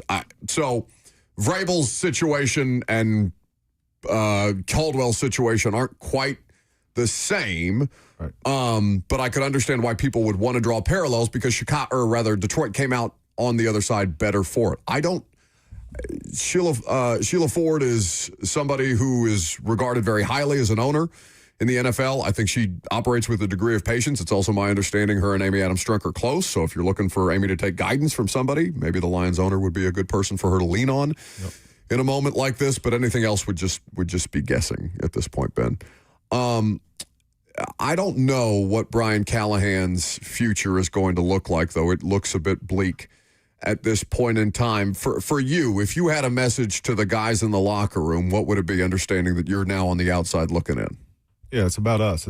I don't care what anybody else is saying on the outside. Turn off your social media. Turn off everything. All that matters is us going out here and working, getting better this week, and getting a win. Everything's better when you win. The media calms down. Your friends and family are a little nicer. You can go to a restaurant, nobody looks at you funny. Like, go in your house, order DoorDash until you get a win. Like, it's got to mean something to you. Don't be out on the town parading around. Like, it's got to mean something to you. Like, losing sucks. You need to act that way. Like, it's not fun. It's got to hurt. Like, go out there, grind through it, get some wins. Georgia, Alabama, how are we feeling? Saturday in Athens. This is an important follow-up. Yeah, this one hurts. We haven't been well, no matter if it's Saban or DeBoer. Like, we haven't played well versus Alabama, and thank goodness it's at home at night, so it's a little advantage, but we still got to cover Ryan Williams, freak. Yeah. I never feel good. Honestly, it's probably how Tennessee fans feel about Georgia. That's how I feel about Alabama. Yeah. I'm like, how are we going to lose it? Like, what's going to happen here? Like, it's just a bad thing. You're just always waiting, like, what's going to happen at the end of the game? It's just something happens. Where do you watch? Oh, at my house. Yeah, nice and safe. Yeah. No doubt. I can relate. Lucas likes a nice padded room. Yeah. He likes one of those insane asylum vests around him. I'll be in that sauna probably. The Alabama week 1 red flags everywhere, right? With the effort and the physicality, just totally outmatched against FSU. And they've cleaned up in the last 2 weeks against inferior opponents. But, if you're able to remove your fan cap and look at it from just a purely neutral observation standpoint, Alabama, do you think it's more likely that the week 1 issues that we saw are fundamental and something that's going to keep plaguing them under DeBoer? Or is it more likely that that's a wake-up call for an extremely talented football team? I hope it's not a wake-up call. That's what all my buddies are diehard Bama fans at home. I grew up 20 minutes from Tuscaloosa. So I was like, they were like, oh, fire him. I'm like, dude, what if FSU is just good? And you're looking back and I'm like, FSU just might be good this year. Like, they're like, no, we're just bad. We need to get rid of him. I'm like, no, you got a lot of talent on that roster. Maybe this was just an eye-opener and like, hopefully Georgia don't be their coming out party. I'm like, it's just not a good time. I wish we were playing them like 4 or 5 more weeks and get some more video out there. Because right now I'm like, are we even good? Like, well, what do you think about Georgia's 3 fixed opponents? Chris Lowe reporting it today for Georgia: Auburn, Florida, and South Carolina for at least the next 4 years. I like it. I think I'm glad we're sticking with Auburn. That's the oldest rivalry in the South. You're playing Florida. Georgia-Florida's a huge rivalry game, the biggest cocktail party. Then the next one, I'm like, all right, is it going to be Tennessee? Is it going to be South Carolina? Like, who is that next one? And I like it, South Carolina, because I know the other teams, you don't want to steal them all and be greedy. Like, yes, I'd love to play Tennessee every year because it's a huge rivalry for us. But I feel like Tennessee has a huge one at Alabama, Vandy. And I didn't know how big the rivalry between Kentucky and Tennessee was in other sports. Might not be the hugest one in football, but in other sports, I think it means something to it. So I'd be like, all right, y'all can have Kentucky if we can get South Carolina. Is there juice there, that rivalry? I mean, it's a border situation, but us in South Carolina? Yeah, I have a hard time. Like, who does South Carolina, other than Clemson? Yeah. I don't know what their rivalry situation, where the beef is, other than the Clemson game. I think it is Clemson, but I know when we were playing them, it was between us two who was going to win it because Florida was kind of down when we were in college. So you had that. Like, yeah, you had the Spurrier years. The Spurrier years. Yeah. So you're thinking, like, all right, this is the one we need to win early because we always played them like week 2 or 3.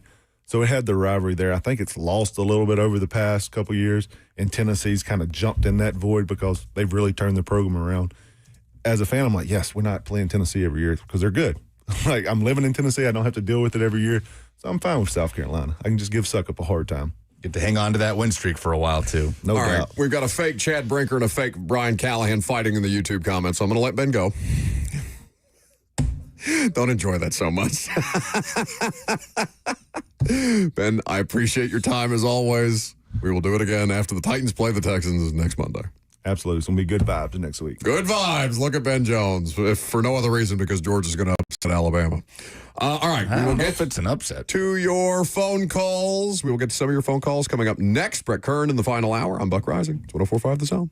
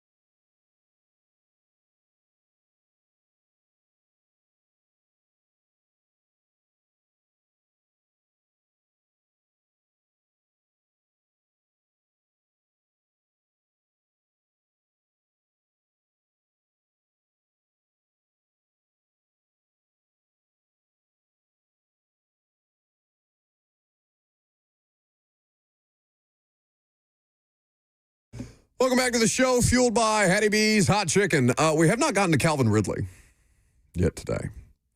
Calvin Ridley was bad again. What do you do in that particular situation where the thing that we were all kind of just assuming was going to be good has been objectively bad? And for one main reason, right? The drops. The targets have been there.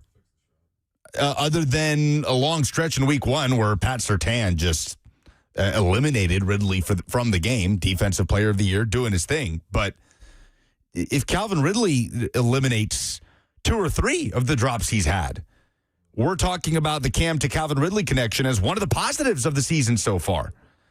But it's just gone in such the opposite direction. It's just mystifying at this point. Alec Ayumanner is out here as a rookie making combat catches, right? It feels like he is snagging everything that comes his way. And Calvin Ridley, yesterday, it felt like all of his drops came with some semblance of contact, but still, how many would we say yesterday officially would qualify as drops? There's the one. I can pull it up probably, but there's the one where it's a third down. It's a big third down over the middle.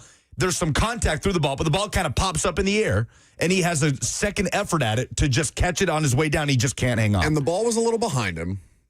But, I don't want to do all the qualifiers. You're $92 million, make a play. Yeah. I hate to be reductive that way, but $92 million, make a play.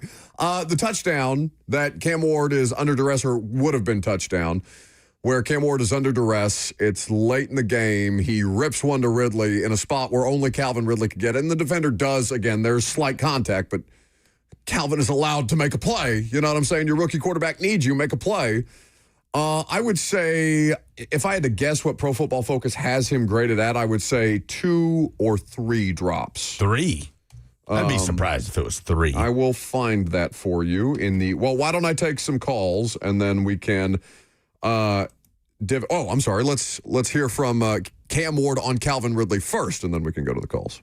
And then he knows he has to be better. I know I have to be better. I can't put us down 7-0 at the start of the game. So, I put us behind the 8 ball, and the whole game we had to calm ourselves back until not win the football game. So it was kind of just really on my standpoint. Then on his, everybody wants to play back every game. Whether it's that play for him, it's a couple plays I want back in this game, but we can't get them back. At the end of the day, we just got to not make the same mistake next week. So Ridley in week 1, 8 targets, 4 catches, 27 yards. Week 2, 6 targets, 3 catches, 57 yards. And week 3, 7 targets, just the 1 catch for 27 yards. Let's see. Receiving yesterday, I'm looking at Pro Football Focus. Calvin Ridley. This is not good radio. Okay, credited with 1 drop. Okay, so probably just the one we were talking about where the ball kind of popped up and he had a second effort. That was a stone cold drop. I mean, that's one that the ball's nestling into your arms as you're going to ground. It's mystifying. I can't figure this out with Calvin Ridley this year. It doesn't make any sense. Well, and it would be lovely to talk to him, but left the locker room. You just left the locker room before the head coach left the locker room.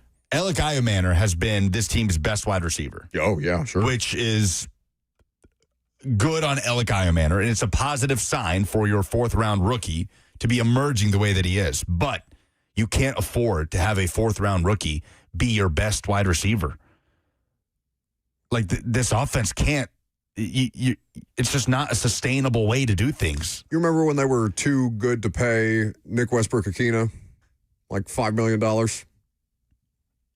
Were they, or did he just want a change of scenery as well? Oh, I don't know that specifically. Yeah, we don't know the exact situations. And he hasn't done anything in Miami, by the way. Well, nobody's doing anything in Miami. Let's see. But he's better than Zay Flowers, though. Yes, right? Famously. And Michael Pittman and Devontae Adams. Alec Ayumanner's better than all of them. According to you? Yes, all of them. Alec Ayumanner, best wide receiver. Never forget. People don't forget. You forget things all the time. You forget to turn your microphone on. What are you talking about? People don't forget that. What is it? Titanomics? Titanomics? Is that how I say it? Hell yeah. Titanomics. All right. Good morning, gentlemen. Man, Callahan got to go. He ain't showed no improvement He ain't showed no development. He could probably develop a quarterback, but he can't call a play to save his life or to save his job. And what kind of coach don't have his players ready for a divisional game? For a divisional game, what kind of coach don't have his team ready for the first divisional game of the season? And they come out flat, and Snead talking about we coming out flat? Come on now. He got to go. Yeah, I mean, he's going to give a press conference today. Thanks for the call. We're going to carry it at 12:40, I think is what the availability schedule says, which... So we won't have it? When does it become, like, I bitch a lot about the fact that he's late all the time because it bothers me. It's an accumulation of sins, self-inflicted negatives, all right, to turn it around on them. He's 15 minutes late again for the press conference last night. For what? Like, just let's rip the Band-Aid off. The league rules say they get a 10-minute cool-down period. But it's 15, 20 minutes that we're waiting around for the press conference for him to get up there and be asked questions where he doesn't seem prepared anyway. And that's on PR, that's on the coach. I don't think anybody, I think that's just No, I think people in the room Lucas, I'm thing. starting to get tweets during the press conference, and maybe because people thought he was going to get fired yesterday. But, I mean, you give Titans fans not enough credit, I think, when they start the live stream and we're all sitting around waiting for 15, 20 minutes, people commenting in the chat, where is he? I mean, we can put it to a poll. Do you care that Brian Callahan is late to press conferences? Okay, you are welcome to do so. I'm not going to do that. You got to do it. I've never put up a poll in my life. That's just, why do you lie to people like that? It's not true. Just don't know why you have to lie. Every time you're not here, the polls don't get done. Why? I just don't know why you got to lie to people. Is that the longest running joke that we have on the show? Or is it the Shadows thing? That's not a joke. The Shadows thing is. It's actually a joke. I haven't sent Robert to the Shadows in a while. Feels like he's going to the Shadow Realm tonight in Baltimore for the Monday Night Football game. All right, there are people waiting to chime in. We can take more phone calls later. Brett Kern will be in studio next.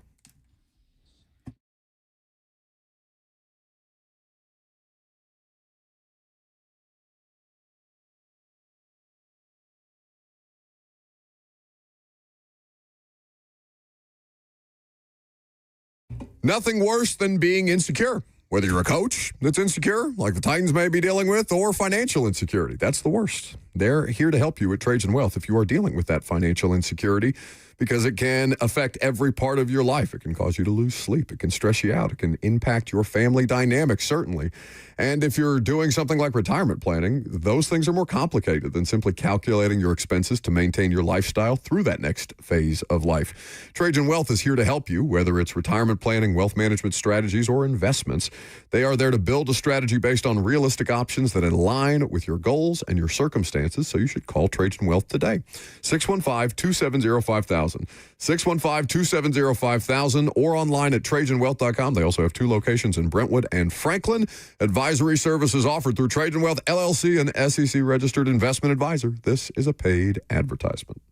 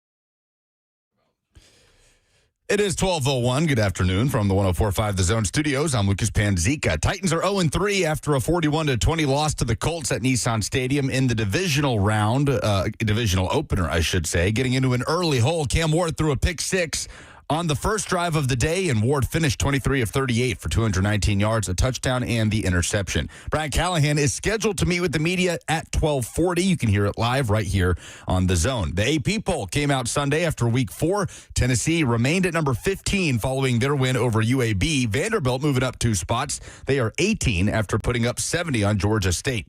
This morning, Chris Lowe of On3 Sports reported on the annual conference opponents for the next 4 seasons that the SEC will officially announced tomorrow. Tennessee's fixed 3 SEC opponents beginning next season will be Alabama, Vanderbilt, and Kentucky. Vanderbilt will get Tennessee, Auburn, and Mississippi State. Monday Night Football is in Baltimore tonight. The Ravens host the Lions, a matchup of 1-1 teams. Kickoff at 7:15. You can hear the Westwood One call right here on The Zone. For all your foundation repairs and waterproofing needs, visit USSTN.com. Breaking news at once on your home for the Titans and Vols. This is 104.5 The Zone.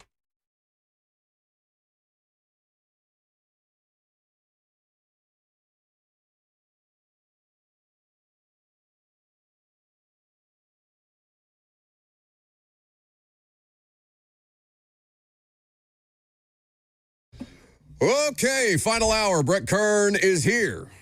Mercifully. It's nice to see something to put a smile on my face, something to kind of water me down when I'm going to come in here and just bitch about how bad the football has been for, I don't know, 3 years at this point. It's lovely to see you.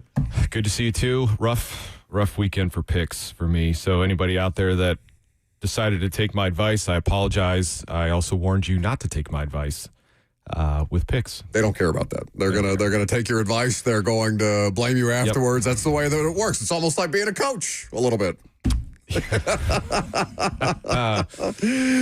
No. We'll talk about that a little later. Well, we'll carry Brian Callahan's press conference, assuming he's reasonably on time, at about 12:40 today. Just initial thoughts on the game. You were texting Lucas and I throughout the course of the afternoon into the evening, so we have at least a preview for us, but for the audience, what'd you think?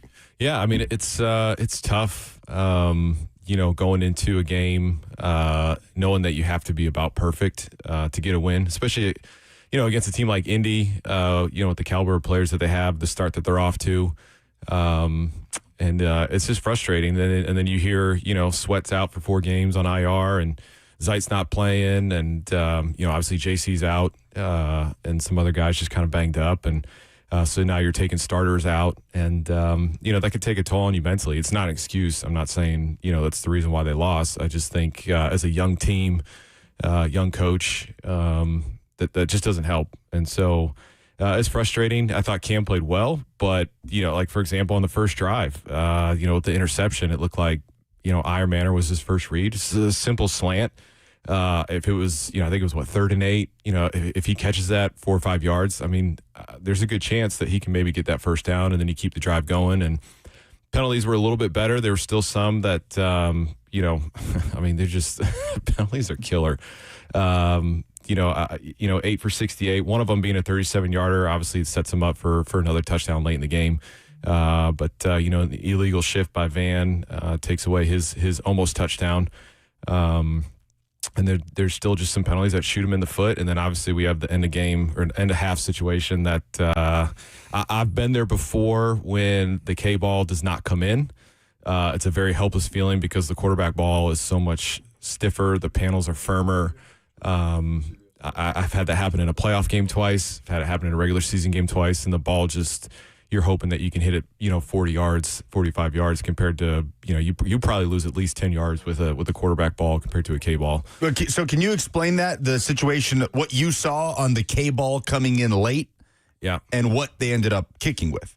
Yeah, I think there was so much time. And, if you go back and look at the TV copy, there's communication between Bones and Joey and Hecker and Coach Callahan. Like they're mouthing, we're going to go for it, right? And so I love that it's just, it seemed like before the timeout was even happening that like, hey, we're going to go for it. And then I don't know what happened in the conversation prior to that between 2 timeouts and then a delay of game. Like all of a sudden now we're going to kick it. And so a lot of times if an official over there is right by the sidelines and they're here, we're going for it.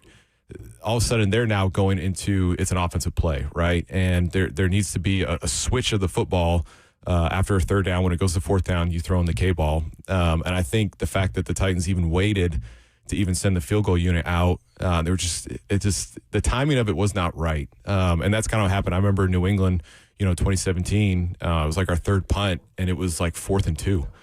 And it was like, hey, we're going to go for it, and Coach Malarkey's like, I'm not sure. And then all of a sudden, all right, hey, let's go punt it. Well, at that time, there was only, not even 20 seconds left, and it almost felt like a hurricane, like a hurry-up field goal type situation. Man, I go out there and get out there, and Bo Brinkley turns back at me, and he was like, oh, best of luck. Because, at that time, it was, 25 degrees. It wasn't like what it was yesterday, really hot. And so, obviously, the official, he didn't throw the K-ball in, and you could tell Joey was like, he knew, like, I'm not kicking this 57-yarder without a K-ball because – honestly, even with Joey's leg, a 57-yarder with a quarterback ball, I don't know if he has the leg to get it. You're talking about the divisional round in New England? Divisional round, yeah. Right after y'all beat the Chiefs in the playoffs? Yes. So you could tell him there's, 5, 6 seconds left on the clock, and he's still standing, where Hecker is at his spot. And so you knew he was like, man, I'll take my chances with the delay of game. But it was just obviously kind of a mess of situation. All right, so we've got 2 pieces of audio to play for Brett. Let's hear. So who had the game yesterday? Was it Fox or CBS? It was CBS. CBS. So CBS, the broadcast, explaining the sideline reporter. Forgive me, I don't know who to give proper credit to. Amanda Balionis. Amanda Balionis. Yeah, okay. So. If Ross says it's so, it must be so. So we will let the audio courtesy of CBS explaining what the hell happened on the Titans sideline, where there were 2 timeouts, one by the Colts, one by the Titans, and then a delay of game. What did you hear down on the sidelines, Amanda? I talked to staff on both sidelines, and this is what they said. They said each team has a designated K-ball guy. You can see him on the sidelines with a big K on his bib. And his job, he travels with the team every week. His job is to stand next to the ref to make sure the correct ball goes into play. When I talked to a couple guys from the Titans, they said he was standing there. The ref didn't take it. That's what caused the delay of game. All right, Amanda, thank you. I'm telling you, it's happened before. It's not great. Okay. So it's not like sabotage or anything like that. I just think sometimes the officials are like, "Hey, y'all didn't make up your mind. Like this is what it is. Deal with it." Okay. There's that, and then there's Brian Callahan's explanation of the entire sequence after the fact, which is, my words, not Brett's, deeply problematic. Yeah, we went back. I was going back and forth, but we were talking about going for it or kicking it, and that's a kick that Sly's made, and a chance to make it a 17-9 game in that moment. It's a hindsight thing. If you go for it and get it, great. If you go for it and don't, and you're in the same spot. And thought we had a chance to get points there. Sly's been really reliable from deep. He's a bit of a weapon for us, and he's been that way thus far in the season. And then we went to kick it, and they were waiting for some operational things to uncover, and just like to go faster. It obviously had no intention to take a delay of game there. Didn't want that to happen. Obviously, it looks really bad at the end of the day, and that was not the intention to do that. So wanted to be able to kick it. Once you call timeout there, Mm-hmm. Don't you know what you're doing? Shouldn't you have your personnel on the field? Yeah, certainly. We were going back and forth and wanted a minute to think about it. I was going back and forth between the 4th down call and the field goal, and decided to go take points in that particular situation. And, the operational part of it to kick it on time didn't happen. What's the benefit of having your offensive personnel on the field after the timeout? Because I hadn't decided yet at the moment of what we're going to do. I mean, how could you have their timeout, your timeout, and still not have decided? Like I said, we were having a couple different conversations about it, and ultimately that was a decision we made. What kind of message, though, do you think that sends? Like, not going forward on 4th and not going for it. What message does that send to your team? I don't know. I don't know what message that sends. I was trying to take points and make it a 17-9 game at the half. That was my intent. So I don't know. Brett, make it make sense. I don't know if I can. No, that's okay. But get an assessment, an honest assessment, no opinion, just an assessment of what you just heard. I think the unfortunate part is that the spot is not the same. It's not the same spot. He messed it up. The ball's on the 39. If you go for it and you don't get it, okay, so the ball's on the 39, but instead You subtract 8 yards for your field goal. You subtract 5. All of a sudden, now you've lost 13 yards of field position just by trying that 62-yard field goal. With 40-some seconds left, Indy has 2 timeouts, and really, I know earlier in the game they tried a 64-yarder. He missed it. Schrader came down, missed a 51-yarder. Like you got away with that, but you're looking at the 48, another first down, maybe some change, 15 yards, and it's that's the easier end. Kicking south's the easier end in that stadium compared to going to the north end. I just thought, it's 4th and 1. You ran it on 3rd and 2. Like just go for it. Last year you went for it on 4th and 3 in Buffalo. It didn't work out, but I like the aggressiveness of it. Was it the right time, the right place? No, but he's not sure what message he's sending. I would love for him just to be like, hey, it's 4th and 1. Let's go. Let's try to score. We got timeouts. Let's see how far we can get it down. Let's see if we can score and make this an even closer game at half. And instead, you're moving backwards, and it just shows, just indecision. Like for me, if I'm holding and I'm Hecker and I'm Joey Sly, and you're like, hey, we're going for it. You're like, all right, let's go. Let's do this thing. And then mentally, you don't check out, but you're like, yeah, we got this thing, right? And if there's a delay of game or something happens, a false start, as a punter, I'm thinking, okay, we'll just punt this away. We'll play field position. And, if I can pin them at the 10, they have to go 90 yards with 2 timeouts to try to get a field goal. Good luck. Especially considering the possession before, the Titans actually made Rigoberto punt the football. How about that? There we go. Yeah. Yes. Hang the banner. Be like the Preds. So I just say, if he would just personally, 4th and 1, just go for it. Just. Yeah. Have we seen? That happened later in the game with Indiana Jones. It's like 4th and 2 in the third quarter. They got up there and it was a QB sneak. Just leaned into it. Yep. Just leaned into it. And I don't know. Have the Titans even done a QB sneak with Cam Ward yet? No. I don't think so. So in that situation, after the delay, you feel like the best move there is to just punt the ball away and mitigate the risk? Once you take the delay, just punt it. Yeah. Yep.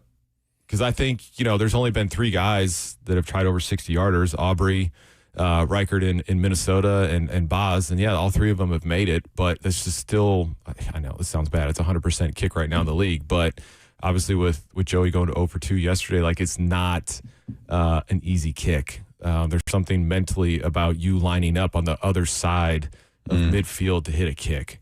And like I said, I'm not 100% sure what the wind was yesterday, if there really was any. But I always kind of struggled kicking north into that stadium compared to kicking south. I'm surprised you're not still charting the weather the way that I used to see you doing in the locker room. Now I'm doing it for girls soccer. You ever seen this?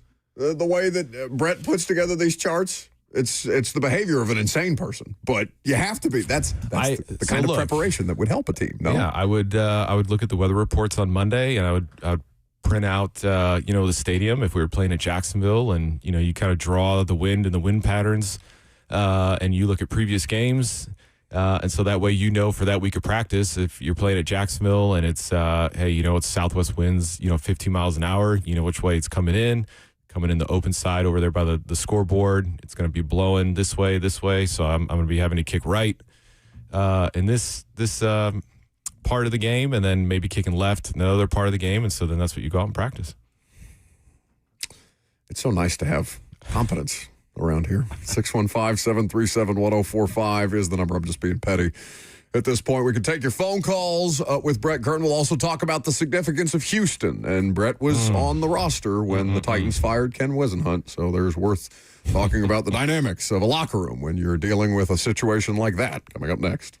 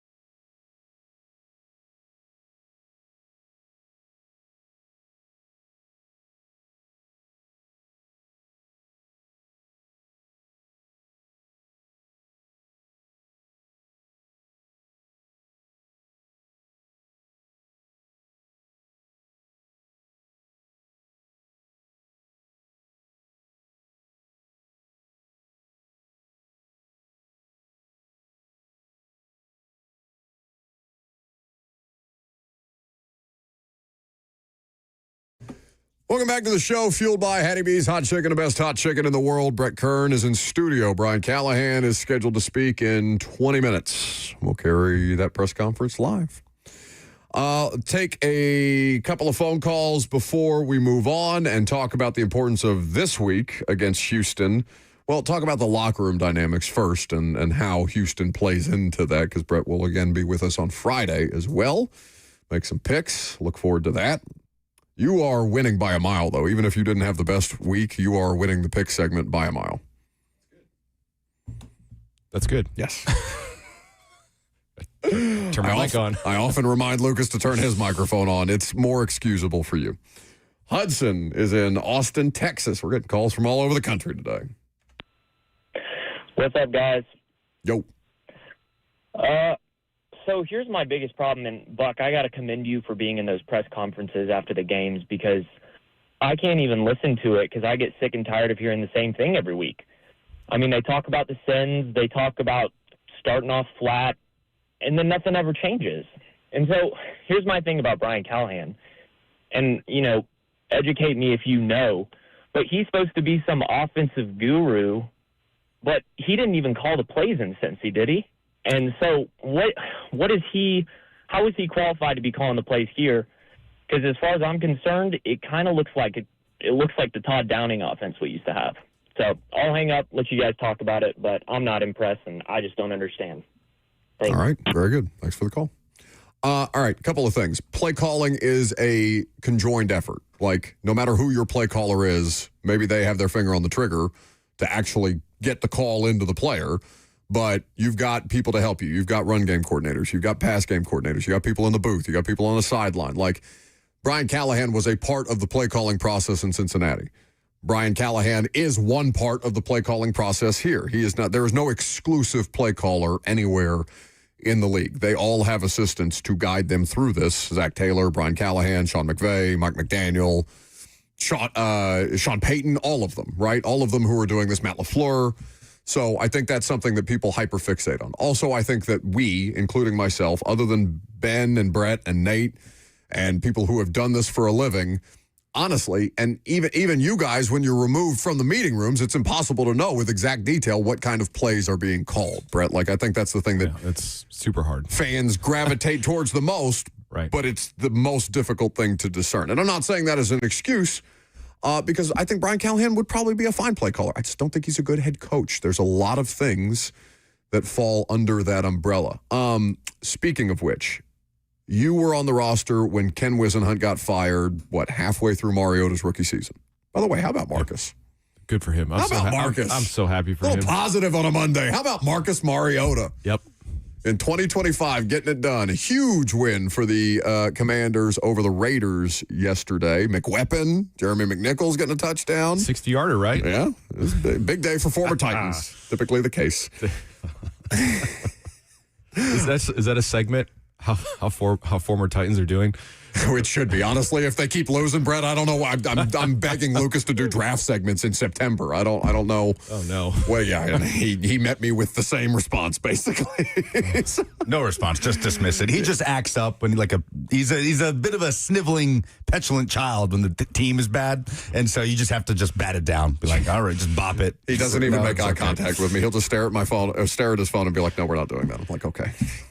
But to the play calling thing, because I know we're going to talk about the Houston stuff, but that is part of the frustration, is that we are 20 games into the Brian Callahan era, and it still feels like we're having a hard time just getting an evaluation when it comes to play calling, even as ill-equipped as we, the general public, non-football knowledge public, are at making that evaluation. But, Brett, it's just they aren't able to make a living on anything. Well, they're behind the sticks. Exactly. Like, there's nothing that they can just fall back on. And it just kind of neuters anything else, your ability to just operate as an offense, and it leaves us just not even able to make any discerning or have a discerning opinion on play calling. Yeah, I think there's moments. I mean, I even wrote down, after Rigoberto had his first punt of the year, they started out with plays of 7-11, 13-11, and they were already out to midfield. Like, I mean, that's how you want to start a drive when you're backed up, right? And so I think there's times of flashes of, okay, here we go, let's go. But then, like I said, the penalties, like you're playing behind the sticks a lot.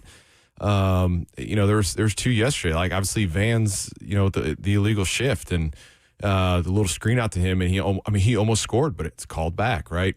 Another one earlier in the game. I'm trying to remember who offhand, but it was a first down, and then also it's called back. And so a lot of times, man, like you said, last week, there's one point where they were averaging, 10.9 per third down play. Like, I'm sorry, but you can get upset at Callahan all you want, but I'm telling you right now, the playbook, on his play sheet for 3rd and 10, 3rd and 15 is almost, I want to say non-existent, but there are not a lot of plays to go for. And there's no way to account for that. I'd say that's across the board. Andy Reid, you name it. You name some of the best offensive play callers, and it is not, because they're just like, okay, if we can get half of this back, and like I said, we have the right to punt. We're just going to punt. But when you're playing 3rd and 10, 3rd and 9, 3rd and 11, it's so hard to get in a rhythm, and it's just this is what's been crippling this team.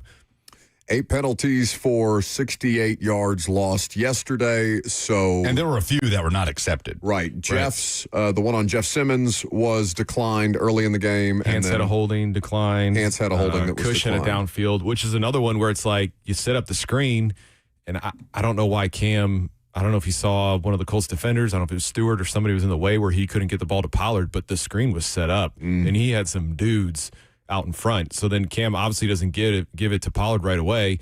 Offensive line's thinking like the timing of it, the rhythm of it. Okay, let's go. The ball should be in Pollard's hands. Let's go. Well, it's not. Well, they start going downfield, and then you get obviously Cush downfield illegally. But that's one of those, like we talked about earlier, is Cam just missing that open throw on the first. Like, yeah, is he at the sticks? No, but I mean, Iron Manner's a big dude. Like, let him gain some speed and go through and try to get the first down. And so I think it's just a bunch of different things, and it's just there's no rhythm, and it's there at times, but the consistency of it is just not there. How many successful screenplays have they run through 3 games? Because it does seem to cause them problems. It works a little bit. I mean, they've done a lot with DK, on the outside, and I mean, look, DK as a special teamer, I mean, my goodness, stud. To be able to have him on special teams, with the way he's been returning the ball, the decisions he's been making, and he's just so smooth back there too, and he's very efficient. Kind of reminds me a little bit of Mariani, and just like not a lot of movement, but they can move their hips enough to avoid tackles while still keeping the speed that they need to keep. But yeah, they've been doing a lot of screens to DK on the outside, and I don't know, it's just the rhythm and the timing of even some of those smaller screens to the backs. It just looks off. So I don't know if the pass rush is just getting there too quickly. They're not, if the O-line's not holding up for that, that half second, and then releasing. But yeah, it's just something that I feel like they could rely on. Maybe it'll be different with Tajay if he comes back. I don't know if it looks better with him over After Pollard, Houston, he would be eligible. He would be eligible, yes. Yeah. With the high ankle sprain. All right, so Brian Callahan is feeling it, right? Yeah. Understandably so. Very loud external pressure. That's not something that a locker room or a coaching staff can capitulate to, even though it's harder now to do than it ever is because we all are on our phones. No matter how much you tell me you're not, you're on your phone to some degree. Whisenhunt. Now, this is a different time. Yeah. But this situation is eerily similar, to be honest with you, Brett. And you could speak to this better than, obviously, we could. The year that Ken Whisenhunt got fired was my first season. That's Mariota's rookie year. So there was what a way to start. Started off with a bang. Set the tone real early for me. But then, you guys had really successful runs after that. So I've been more fortunate than most. I want to know from your perspective, coming into that season with Wiz, right? What was the vibe? Because externally, he was not viewed very favorably. Internally, he wasn't viewed very favorably by a lot of the support staff and things like that. Yeah. And then at what point did you guys, was there ever a point in season where you thought he might be gone? Houston. It's just, Ben kind of talked about it earlier with Houston and the Titans. But, I remember going back to, when Munchak was the head coach. And obviously that's someone, and Bruce Matthews was on his staff, and there's some people that were still there that actually were a part of the relocating, trainers, equipment people, Haas, guys that had lived in Houston, been through, the Memphis, Vanderbilt, all that kind of stuff. And And so I remember Munchak actually having like a team meeting for about a half an hour just based on the history of how everything went down and just how important. And that's somebody that lived it, right? He was there. Bruce Matthews was there. They went through the whole change, everything that went about, understanding, the Houston and the city and Bud and all that kind of stuff. And so to tell you the truth, I would never have been more nervous for games than when we were in Houston, just because I knew the pressure from an ownership standpoint of just, I don't want to say it's, I'm trying to compare like another NFL rivalry that would be the same. It's a very unique situation. It's a very unique. I mean, like Pittsburgh, Baltimore, that one's just, I think because Tomlin and Harbaugh have been going against each other for so long. But as far as like an ownership that kind of bleeds down into a locker room, I don't know if there's anything. Browns-Ravens doesn't really have that because the Browns have been so bad for so long, but that's kind of the closest. I mean, Colts-Ravens? I was about to say Colts-Ravens might be the closest thing, but it's still not, it's just not the same. Yeah, it's just not. Because was Irsay, were they a part of anything in Baltimore? Like, I'm trying to remember. Irsay's father relocated the Baltimore Colts overnight in the middle of the night, packed up Mayflower moving trucks and took them to Indianapolis, and that was that. Didn't tell anybody, sight unseen. But they obviously remained the Colts, right? Whereas this situation was so unique in that with that move, they became the Titans. Right. And so since then, there's been this, who does the Oilers history belong to, right? The organization or the city? And that's kind of probably the foundation of the rivalry. And you have to play them twice a year. Yeah, that division. So yeah, I mean, I just know, with the history and just understanding, especially it just when the game's here, it means a lot, obviously. But when it's in Houston, I feel like it just means that much more. So there's just a lot of pressure. There's a lot that goes into this game, and it's like. When Munchak was the head coach, he was like, "This is the biggest game of the year. Like this is it." It's almost like the whole Ohio State Michigan thing. It's like, well, you lost to Michigan, but you won the national championship, and some people are like, "Well, I'd rather would have beaten Ohio State, or I'd rather would have beaten Michigan and then win a national championship." And you're like, "Oh, you won a national championship." Yeah. But that rivalry is so deep and thick. So it's definitely a huge week. It's a really big week. When they fired Wiz, how did the locker room handle it? Just generally, because for us, it would seem externally that there would be some positives to result out of that. Ben kind of, I think, articulated really well how detrimental it can be to fire a coach in season and how that can scatter a locker room from your perspective. And Wiz, again, different from Callahan.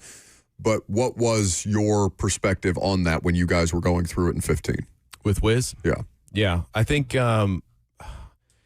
there just needed to be a change in, because for me personally, I'm now that I'm coaching and stuff like that, like you have to make corrections, you have to get on kids and all that kind of stuff. Like I understand that. Like I even get on my son when I'm teaching him how to punt, but like if there's negativity, I'm going to always try to follow it with positivity. Like I don't want it to be all negative and no positivity. Like there needs to be a healthy balance. And I tend to try to lead more towards the positivity. And so I think with Wiz, there was just, when things aren't going right, you're not winning games. Like it affects how you are, right? It affected me. It affected teammates, conversations that you have with your family. You're not winning. It's like Ben said, it's like just order DoorDash and stay inside, right? Because you're almost embarrassed to go outside and just be out in public. When Wiz was gone, I think there was a sense of relief. It's just like, okay, all right. But then that also comes with, okay, the head coach is gone, but I really love my position coach. Great. Now is he on the hot seat, right? And so sometimes, you get rid of a head coach. Well, everybody else is going to go with him. And then you get a new head coach, you get a new GM. All of a sudden now there's 30, 40, 50% roster turnover. Am I going to be a part of that? So the initial, hey, Wiz is gone, that relief, I mean, that's good. But then everything that comes after that is still just as stressful and is just as much. So as much as people want to clamor to get Callahan fired, like I don't really think that does anything. Doesn't solve their problems. Doesn't solve you anything. And I still, like I said, I'd still like to see this team. What does it look like when you're not playing behind the sticks? Can you manufacture some drives, some consistency? And what does it look like? And so if it's 4th and 1 on the 39, hey, you know what? We're going for it, right? Let's go. Yeah. Let's have a little pep in this step with the offense, and let's see what it looks like. Brian Callahan's press conference is next. Thanks, bud. Absolutely.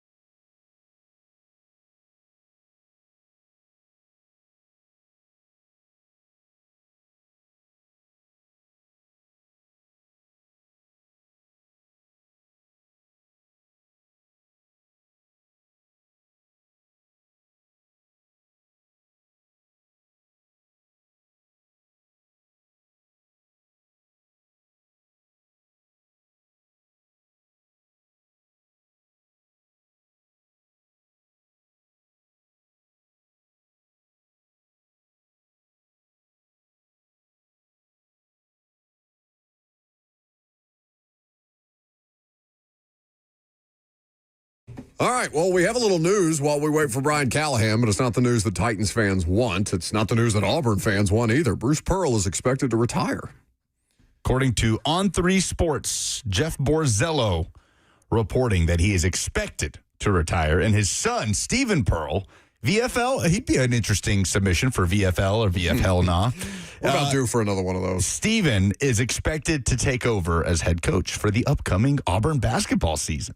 You just said it would be very annoying. Why? To be, what do you mean? To be an Auburn fan. Oh, because Bruce Pearl is expected to pursue a career in politics. That has been the buzz and the noise around him, and we'll see if that's what takes place. Brian Callahan's up. Let's go to it. We are what our record says we are. We haven't won a game yet. We've not done enough good things over the course of the entirety of games to win. And right now, that's the reality of our situation, and we got to do a lot of things better. Everybody included in that, me as well. So I'll let you guys go ahead. On the sequence at the end of the half, you're talking about, deciding, going back and forth about whether or not to kick or go for it.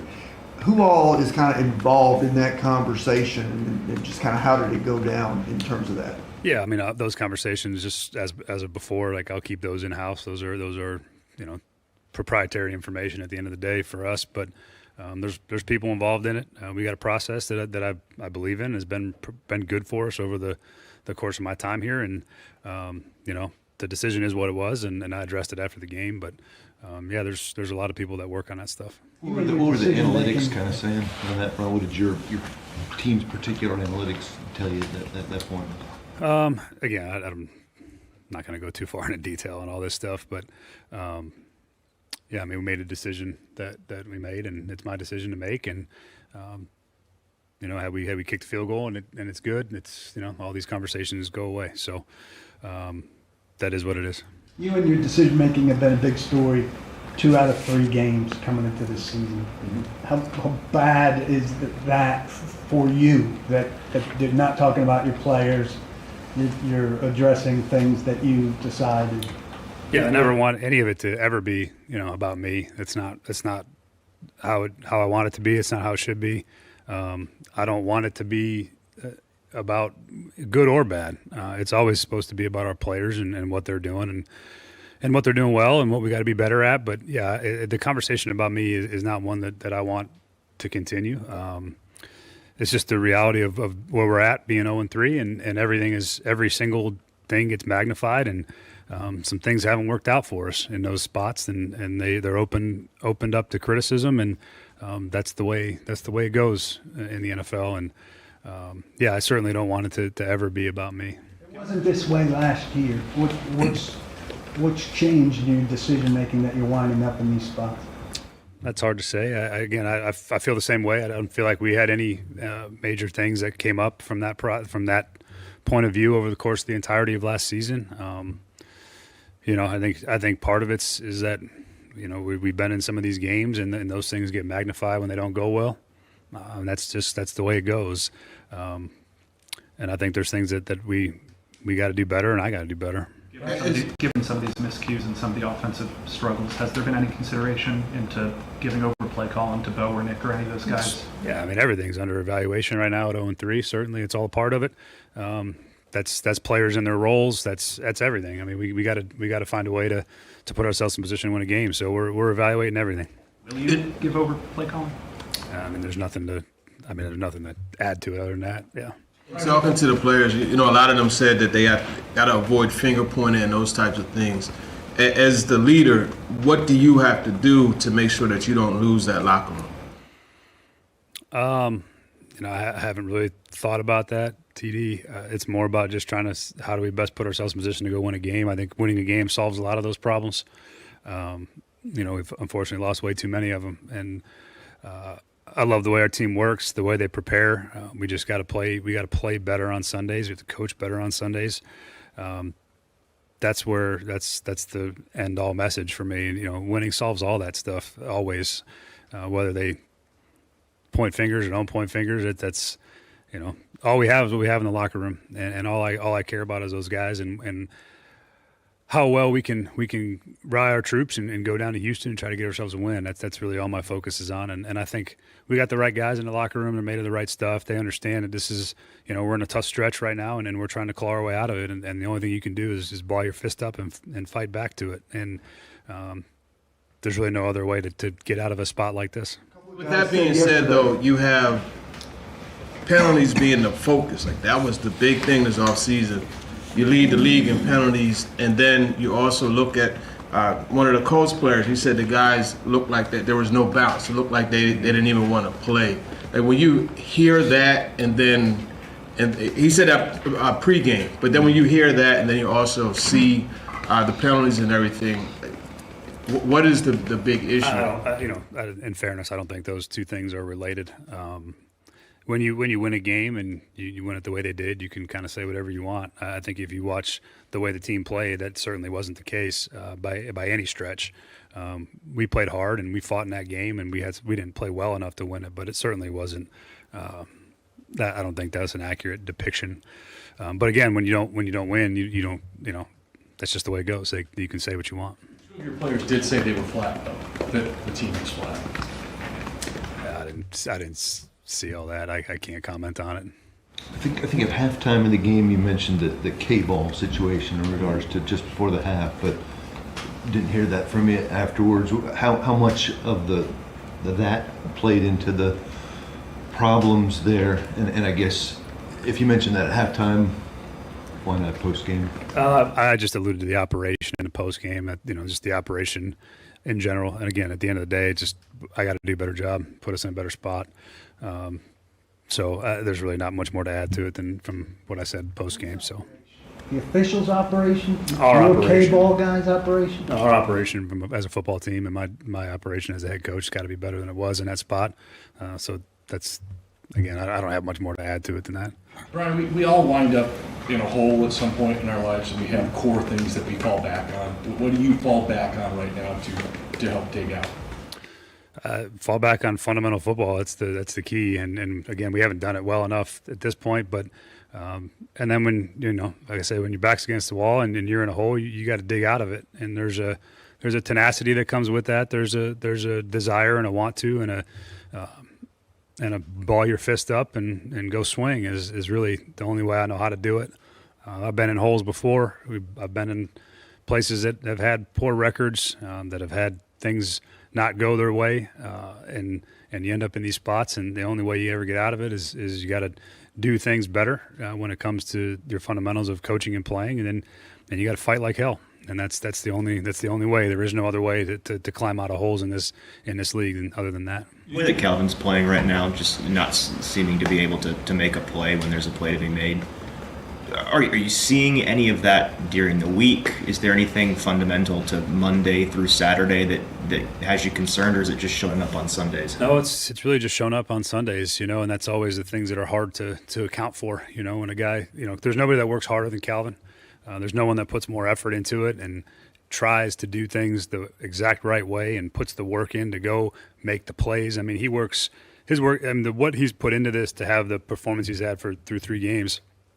I'm sure is incredibly frustrating for him, as it is for our team. As we need better from him, and he knows that too. That's not he knows exactly where he's at, and it's just hard when a guy puts that kind of work into it and doesn't get the performance as a result on Sundays, and that's always a hard thing to grapple with as a player and as a coach, because there's nothing that would tell you that that's going to be the case. Sometimes guys struggle in practice and you see it coming. This certainly isn't the case. It just has had opportunities and hasn't capitalized on them. To maybe evaluate guys at inside back. I know James was inactive and Cedric you had Kazir White in there. Some for Cedric. Is that something we'll see moving forward as well? Yeah, we just wanted to see what Kazir could bring to help us. Again, against a team that was going to run the ball quite a bit, just to have a different guy that's played in there. Kazir's played a lot of football, and just to see what he could bring for us.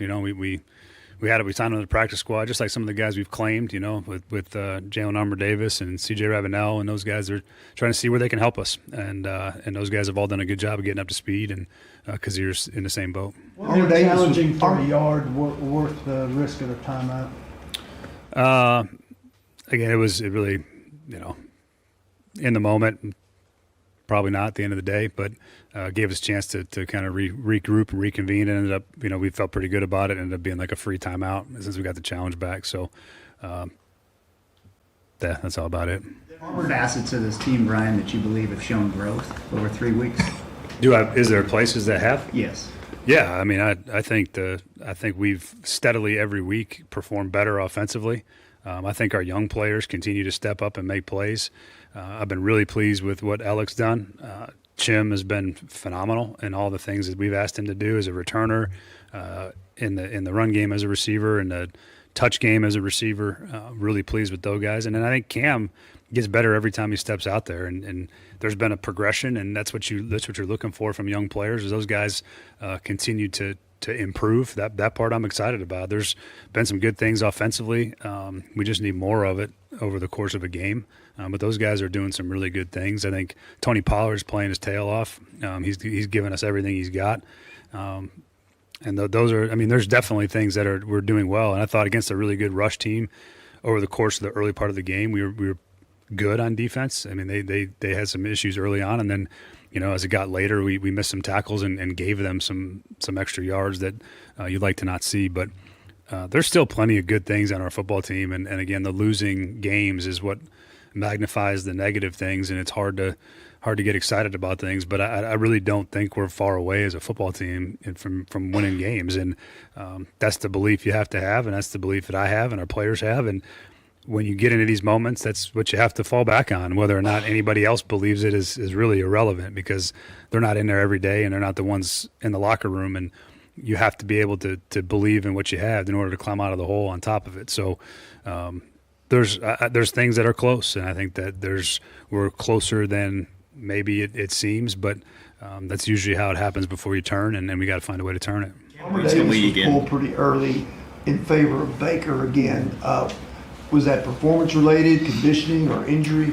No, it was just more. I think Bake's got a little more familiarity, so he helped settle in a little bit there. I think we only had 50-some plays on defense too, so I don't know what the exact snap count for Jalen was, but I think it was somewhere in the 20s. I don't know if that's correct, but 17. Yeah, it was. So it was early. He had a thing or two that we got to get ironed out and cleaned up. Again, mostly due to the newness of being with the scheme. So, Bake went in there and settled down for us and did some good things. But he's still a big part of our plans, and he's going to continue to keep playing. Leads the league in sacks taken. When you go, the tracking data on each of those sacks is his time to throw, or the time to sack, is in the 3, 4, 5, 6 second range. What are some of the things, if any, that you're seeing you guys need to do in terms of giving him quicker options? And then what do you focus on with the guy that's young and needs to get the ball out quicker? How do you emphasize that? Yeah, it's constant conversation. It's an awareness of down and distance. It's awareness of where the check down locations are. There's a couple in the game where he did a really nice job of that, especially as the game wore on. He's understanding it. It's getting more comfortable for him. It's easier for him to get it. He knows there's definitely a part to play in sacks and making sure you're getting rid of the football. His growth from weeks 1 through 3, I think, has been tremendous in that regard. But it's something we talk about all the time and emphasize that, we call plays that have options that down the field, and you're trying to get down the field. And I think early in the game too, they played a bunch more like vision zone defense and sort of forced him to do the patient thing and do that early in the game. And I think he got better at it as the game wore on too. And it's constant. It's going to be something that he's always working on, especially, again, 3 starts into his career. He's starting to figure out, but he's figuring it out really quick. And I think that's what is the most encouraging part, is that he really understands it, and he's trying to do those things more consistently. Well, that's all the time we have today. We appreciate you guys hanging out.